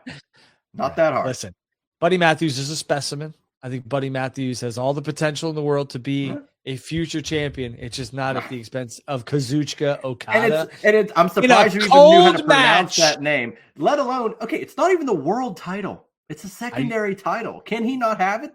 Why is it so shocking that I know how to say Kazuchika Okada? Because you're an idiot. I don't know. What am I going to say? Okay. Because you floated, because you say Monday Night Nitro, so your intellect is fluctuating at times. I'm surprised. I can't wait for you to name the Kyle Fletcher's tag team partner, first and last name. Konosuke Takeshita? 2 for 2. Even a blind squirrel finds a nut once in a while. Kiss penis and Paris juice. Juice. I was gonna call you junk, but I was like, should I do it now? I was like, all right. Okada. I get what you're saying, but your only defense is like, maybe if they the only defense I need, junk. This is junk. This is junk. Just junk. We are changing the name to this to just junk. Listen, I understand where you're coming from. I just don't think it's so asinine to believe that he could win the match. You're making it seem like it's Rey Mysterio versus Kevin Nash. Like, it's not like that. I mean, at this point in time, is Buddy Matthews a viable threat to Kazuchika Okada and his Continental Classic? Sell me on it. Yeah, I just did. They all three of those, him and Brody King and Julia, got out of the Malachi Black thing, and they were all the promos are being like, "Hey, we don't need a leader. We can go do things on our own." And this is him doing that, proving that, and having an opportunity to do that. And I'm not saying like he has to win, but I'm saying it could happen. You know who's more of a credible threat right now to Kazuchika Okada?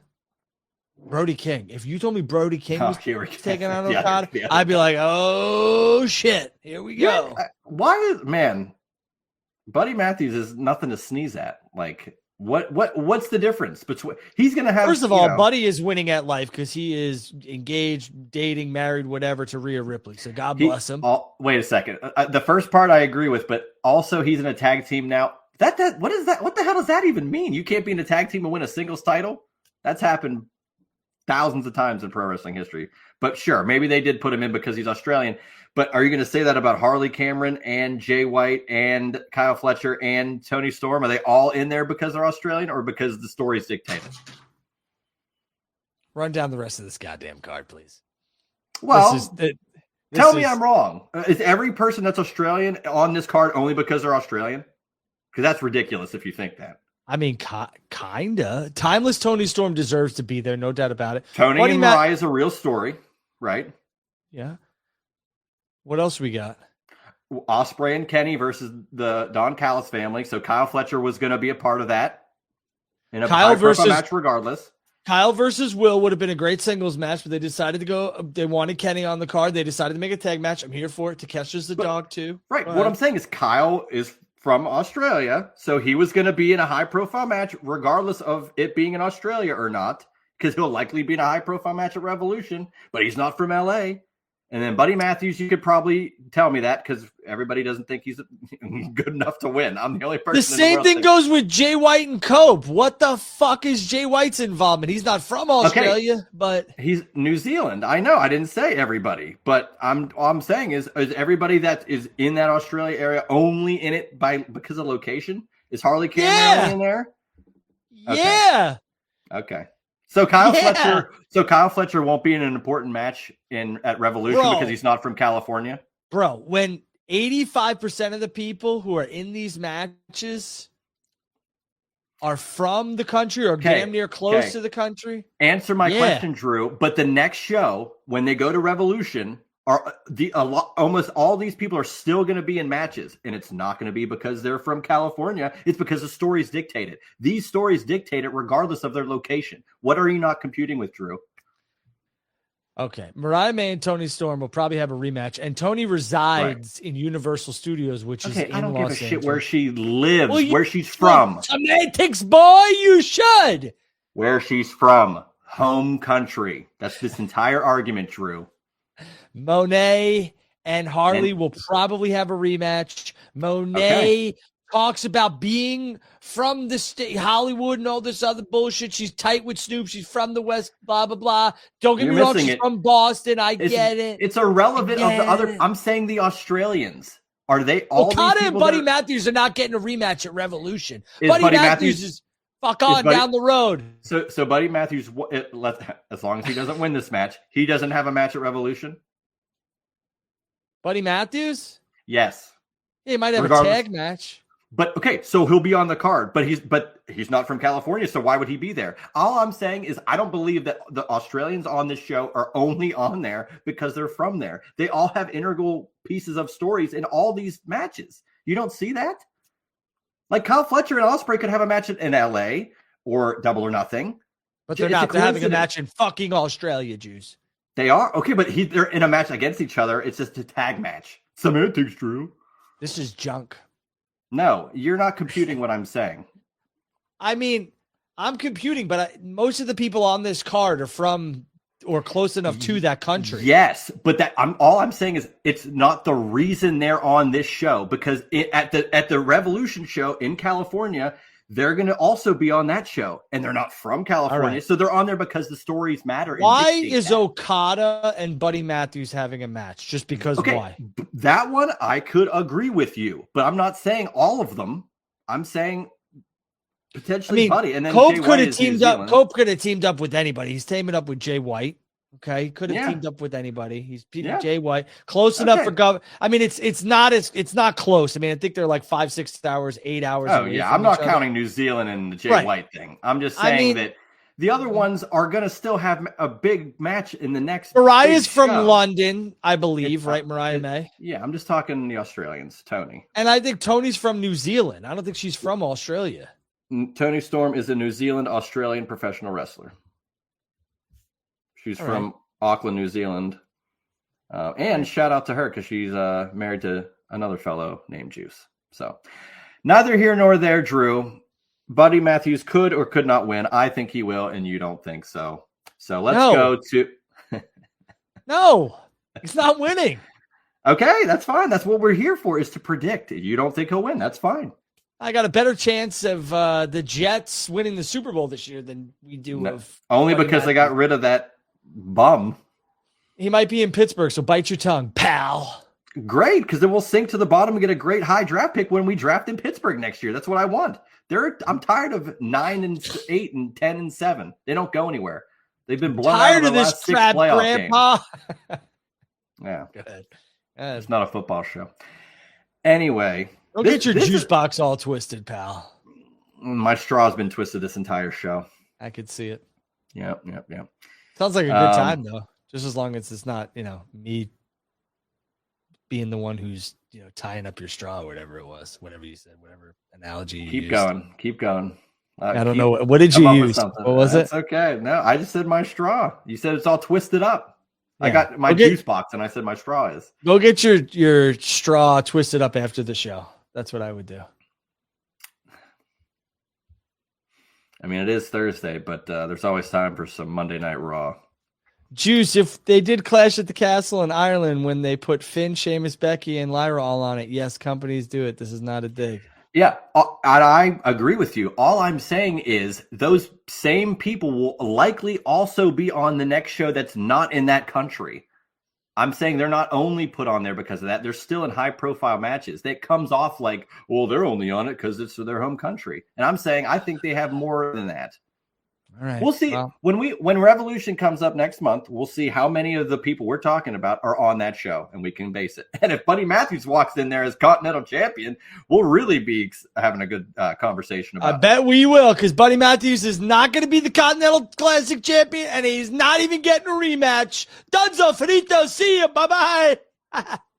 That's what's going to happen. Okay, he's going to lose to Kazuchika. He's going to Kazucha his way on down the fucking road. Yeah, we'll see. Hey, to be fair, this is the most, back and forth we've actually gone. This is maybe the first time we've actually had animosity on this show. There's no animosity. I have no animosity. No, conjured up animosity, fired up. I have no animosity. Six You're not gonna catch of... me slamming my desk or anything else like that. I don't. Juice is junk. Juice is junk. Juice. I feel like CM Punk when he got cut off in the pipe bomb when he goes, "Man, WWE has this bullying campaign." And then they cut off the mic. Yeah. So, Drew doesn't want to be a bully, but I'm not. We're having fun. If you can't take a little heat, get the fuck out the kitchen. Okay. Oh, I'm in the kitchen, pal. I'm cooking. Man, listen, call me. I'm Mr. cooking Clean, that Buddy Matthews is going to win. I'll call you bald asshole like Larry David. Whatever. Don't bother me none. Bald and beautiful, baby. Hey, that's in the intro on the audio part of our show. If you've ever listened to it, Drew. It is. The bald and the beautiful. The bald and the beautiful. All right. So you think Jay White and Cope are going to win, and you think Okada's going to win. So let's talk about these other matches on the show. I'm gonna slap a guarantee on Kazuchika over Buddy. Yeah, slapping the guarantee. The bald guarantee. The BG of Grand Slam. The BG, bald guarantee. Brian Ghoulish. Shout out to Brian Ghoulish. Guy hates me. No, we're gonna give the BG the bald guarantee. Kazuchika Okada walks out with that Continental Championship. I mean, it's the easiest guarantee I've ever had to give. Other than the Jets not making the playoffs.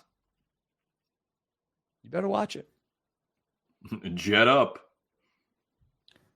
All gas, no brakes. Oh, brother. Okay, let's get back on track, shall we? Sure. Kenny Omega, Will Ospreay versus the Don Callis family, Fletcher and Takeshita. I'm hyped. I like that they are kind of easing Kenny Omega back into the AEW fold by giving him a tag match because likely he'll probably go against Okada soon. They might do Omega Ospreay sooner than later. Maybe whether they're even as just good, like respectable teammates that want to have that match, or maybe it's for some stakes. We don't know, but I'm thinking this again. New York Strip. You're fired. Filet mignon. No, filet mignon's junk. Porterhouse is okay. We're talking ribeyes. Okay, ribeye. Okay. Not everything can be just. Yeah, here we go.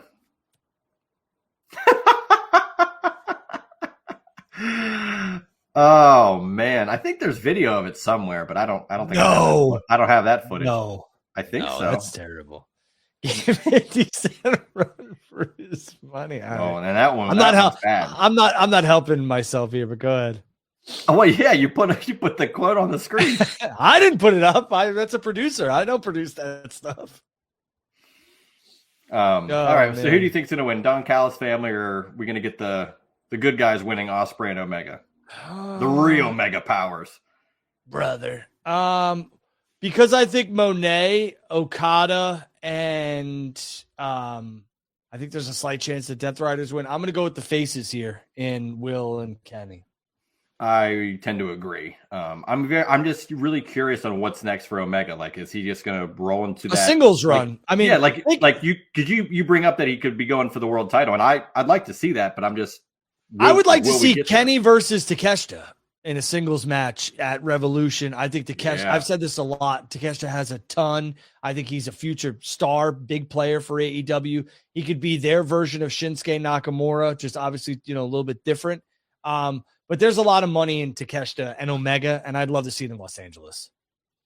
Would that be for the international title? Yeah, I think it could. And like I said, Juice lost it. I never had it, so it's fine. See, at least you could run. At least you could take a joke and run with it. That's good. Drew, I bury myself all the time. It's one of my. If you're gonna be in this line of work, you better be able to be beaten over your head with insults, everything else, and you got to be able to make jokes of it. So I'm happy you could do that. Good for you. Joke Springsteen. It's Junk Springsteen. It'll always be Junk Springsteen. Yeah, we'll put that on a shirt. Junk Juice. I like it. Well, we'll give it to Missy Hyatt. Oh God. So anyway, Does your girlfriend know you're shopping for Missy Hyatt? I'm not actively shopping, and I told her that's not what I was told. She also doesn't watch this show. Go ahead. It's quite all right. It's quite yeah, it doesn't matter. Omega and Ospreay, I think, do win, but if it's Omega Takeshita, you'd wager that the international title's on the line because that's what Takeshita has. But is Omega beneath the international title? No, I think Kenny. I think Kenny you could see a run with Kenny where he's winning championships. Somebody put in the post. I don't the belt collector. I don't know where the comment was, but somebody said SRS and Meltzer said something about the plan is Omega and somebody Omega Okada for a unification match at All In, which I mean, I think Omega and Okada are definitely going to face each other at All In. A unification match would work for me too. Yeah, I'm here for a unification. So at least one of, and I mean the Continental or International, need to be joined with something. That's right. That's what I said. Because is that what you said, Drew? Because he had the wrong version of "there" in there. Oh damn! We got a grammar slam on Blake Benjamin. I love it. Grammar slam presented to you by Junk Juice. I will say that he could be there, Nakamura, but different because I don't like the comparisons of anybody to anybody where they're like full on. That's the next Undertaker. Man, there's only one. So there's only one Nakamura. I think that he could be a version like what WWE did with Nakamura. I think AEW could do with Takeshita. Go ahead. Yeah, I can agree with that. I feel like, especially with what they've been doing with Nakamura recently and kind of giving him that. It's cliche to say a great Muta like twist on it, but it is. It's very like comic book, dark, brooding character, and I like that. So for Takeshita to get that, I don't see why that would be any sort of issue. So there you go. I do have a journalism degree, and you're seeing me use it for free. Bing bang, boom. That's right. So, I think that match is going to be great. I don't see any of these matches not delivering, which, again, AEW, even if it's not a pay-per-view, their bigger shows tend to always hit. Everything is pretty damn strong. So, yeah, I would agree. I think that AEW Grand Slam has had a good track record, and I think this show – will live up to a lot of the other Grand Slams, especially when you have 3 championship matches. I said this before. I know we're going to get into it. The Monet Harley Cameron match should absolutely open this event. Bookend with the women. Women, 100% for me, because I think a strong lead in from the NBA 3-point slam dunk contest. And then you have Monet's music hit. A lot of people are like, well, what if you have Will? With all due respect to Will, I don't think Will is as polarizing and or as crossover appeal as Monet is. People know who Mercedes Monet is. Mercedes has been to NBA games and right. She's a big Celtics fan. It's all there. You get a strong lead in, and a lot of people be like, "Oh, I know who that is. Like that's such and such from WWE." And who's she take? Oh, Harley Cameron. Okay, who the hell's Harley Cameron? I mean, and you'll find out, won't you? You could open with Cope and Jay White taking on Mox and Claudio, but especially because it's a brawl. Because it's kind of who knows where they'll start. They could be in the audience already fighting, But and if the first music you hit is you think you know him and it's it's Adam Copeland again, strong visibility, right? Strong visibility, but I think they're going to need it. I think Monet and Cameron fits the bill. And I think, which is the next match we're going to talk about. A lot of people were saying, give the title to Harley. I think Harley should have a showcase. She should come out, do very well, but Monet gets the victory. Monet starts to be like, ooh, that was, skin of my teeth there with that one. Close, yeah. And like I said, I put this post out. I think Harley asked for a rematch and Mercedes denies it because she's she's not going to say it, but she's intimidated by the possibility of a rematch. Harley earns it and wins it at Revolution. That's how I would do it. But if they don't do it, I'm still here for it. Well, I kind of agree with you, though, because it lines up with your other theory that maybe Monet won't be TBS champion by the time she has that HOG match. So if that lines up exactly, then you would think, well, of course, she'll lose it. And it would make more sense for her to go, a week away from that defense. Was it the 15th is that HOG show? I believe so, yes. No, I think you're right. Yeah. That's a week after Revolution. So, I mean, And plus, depending on who she faces at that show, if she's not champion, she could be pissed off going into that match, and they could play off of that. And I think there's definitely some avenues they could go with it. But Harley Cameron, man, she's been such a nice change of pace of like, again, AEW needs to cash in on things when they're organically getting over.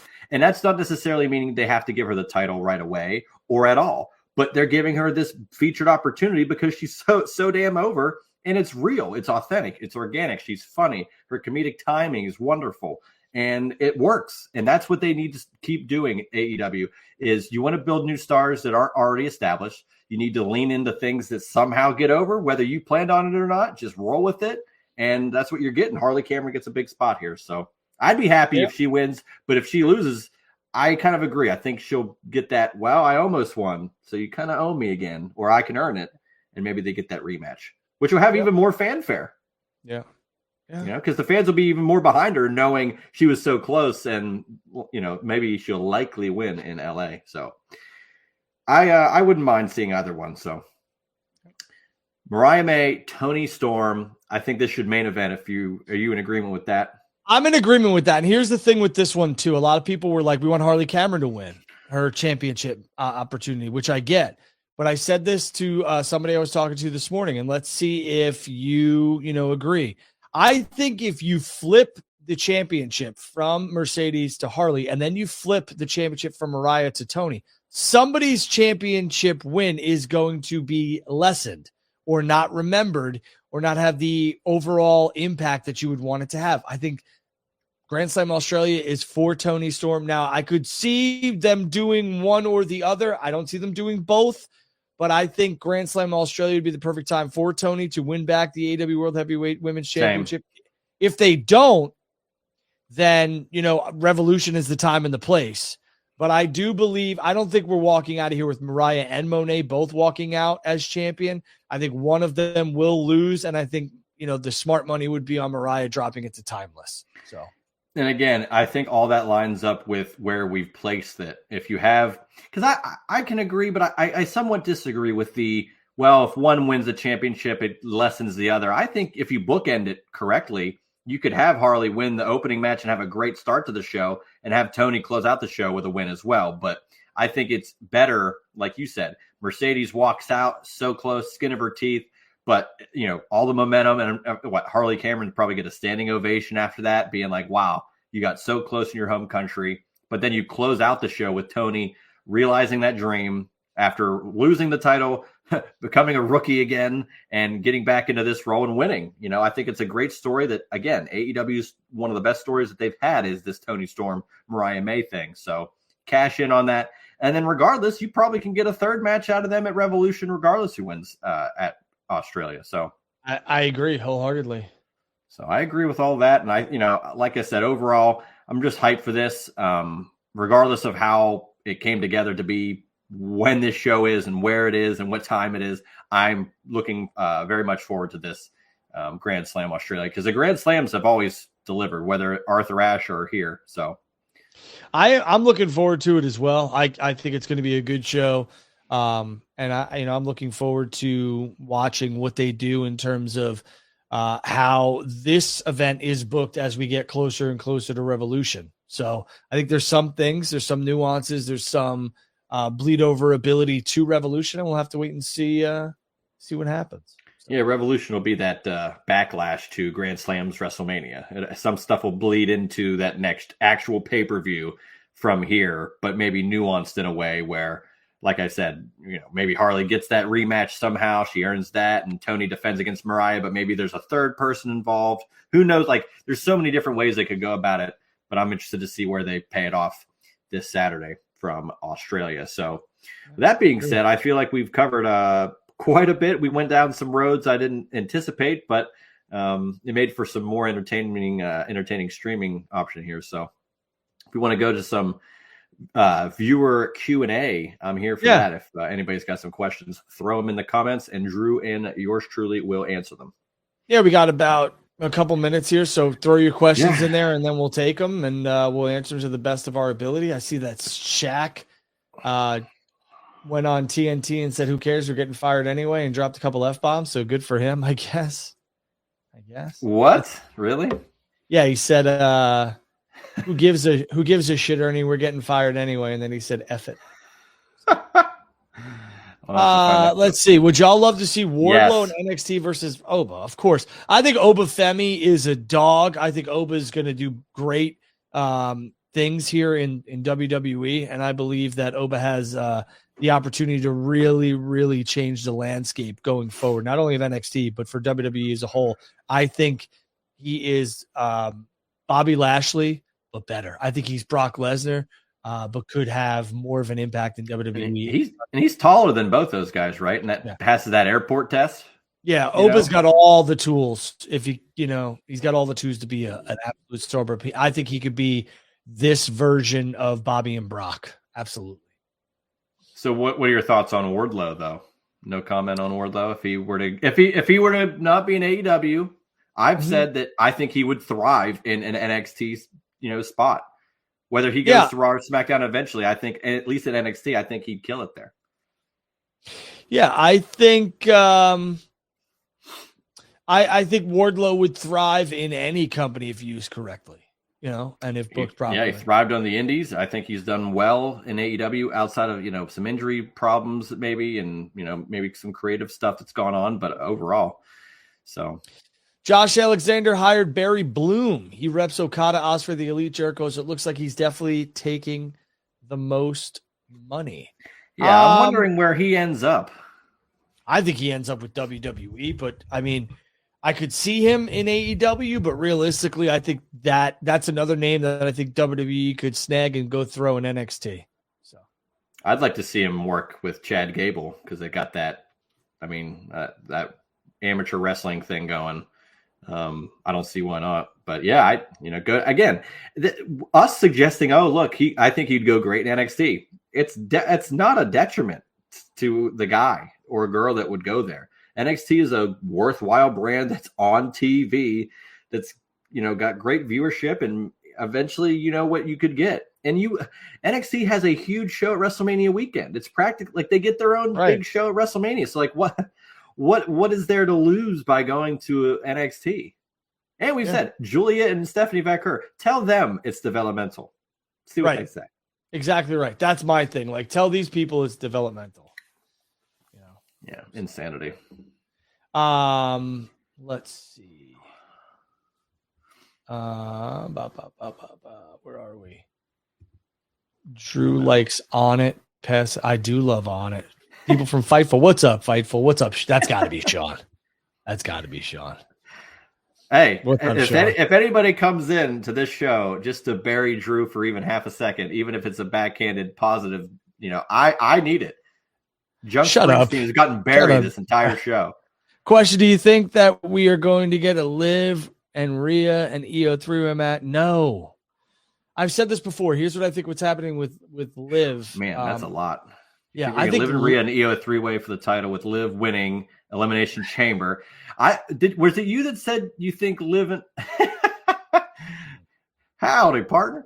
Was it you that said you think Liv and Raquel? I think Liv and Raquel win titles? I think Liv and Raquel win the tag titles. Okay. Or they're fighting for the tag titles at WrestleMania against Io Sky and a returning Asuka. Correct. Yeah. Again, some people we all fantasy book, it's all whatever, but sometimes it's like overthinking to a point of one of these things could easily not. It's like a parlay. Yeah. If one little thing doesn't happen, okay, then none of what you said is going to happen. Sorry. You don't win anything. Do you think AEW releases more people who want out? Got it, Scott. Big Papa Papa Joke. Apollo if you hear me. Like the sideline thing, like keeping people on the sidelines instead of just letting them go. Or I think Tony has a very large roster, and I think Tony is going to manage it however he sees fit. But I think it would behoove Tony to cut some talent that he's not using weekly on television and who don't want to be there.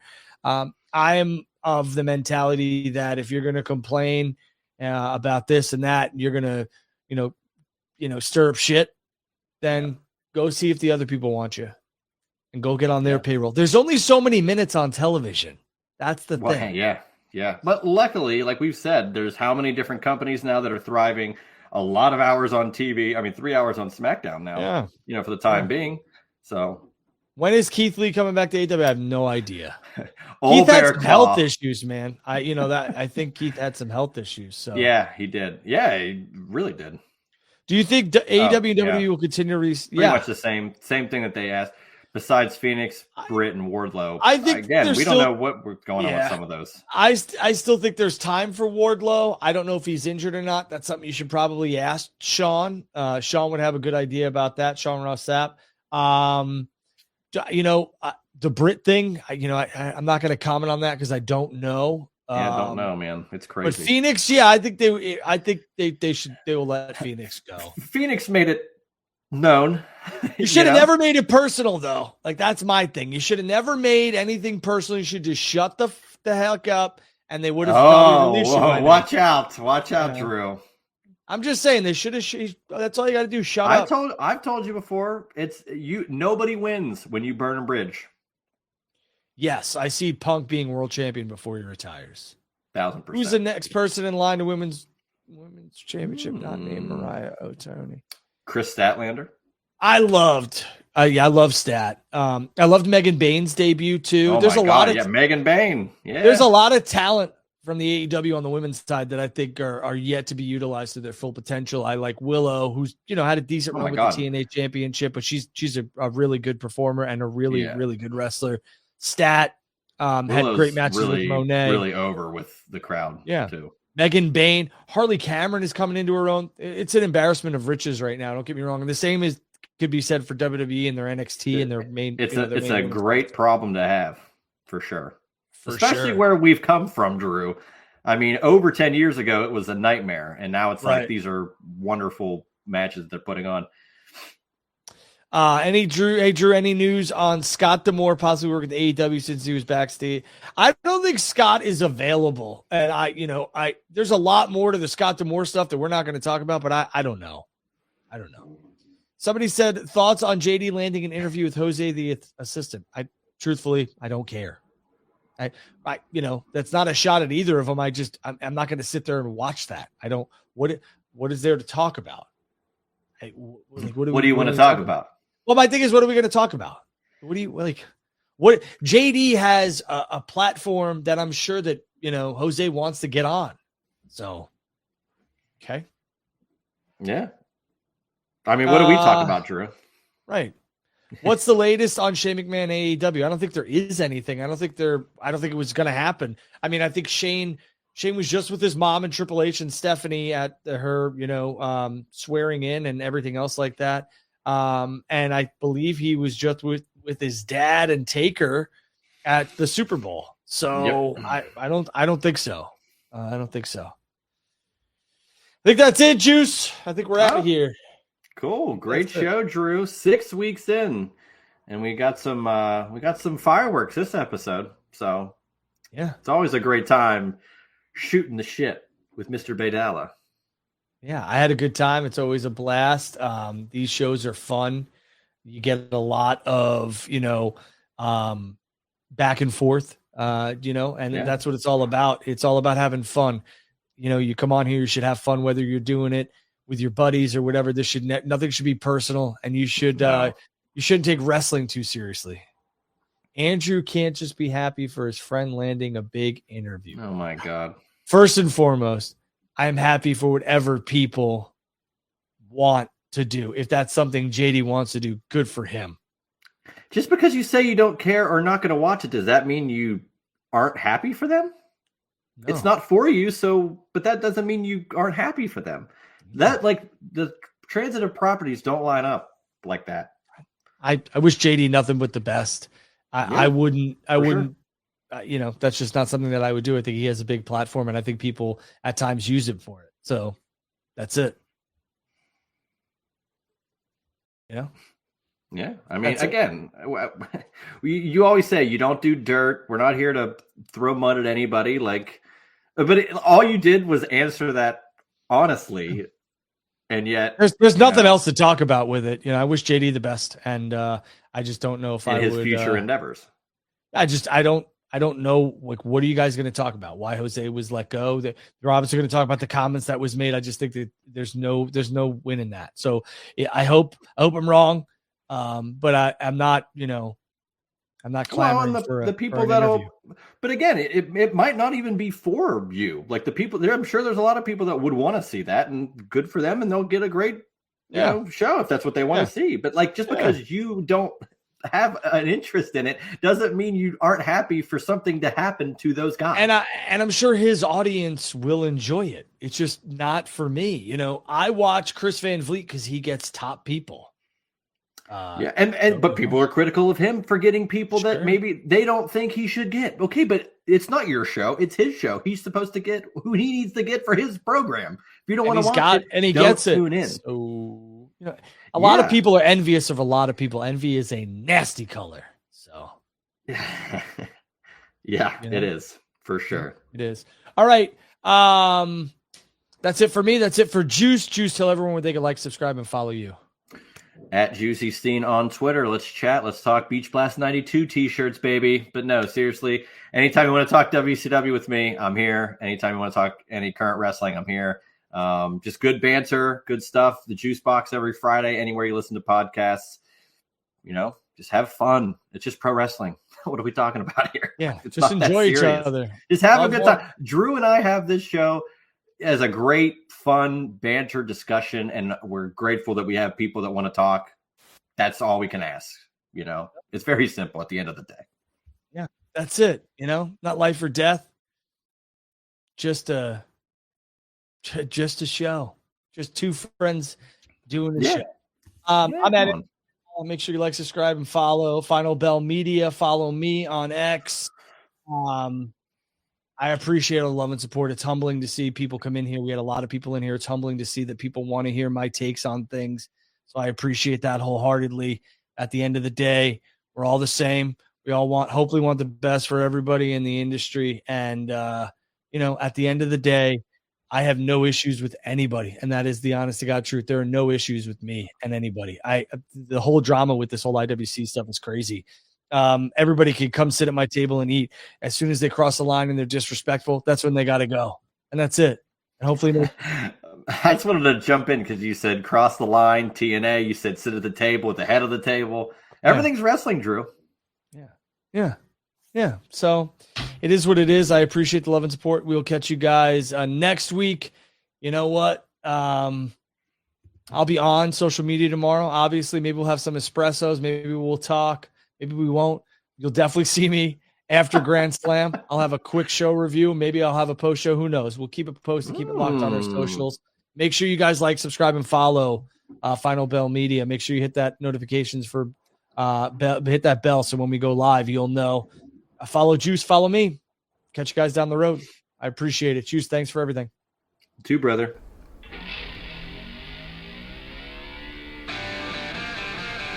That was Drew and Juice, a special collaboration between Final Bell Media and the Juice Box.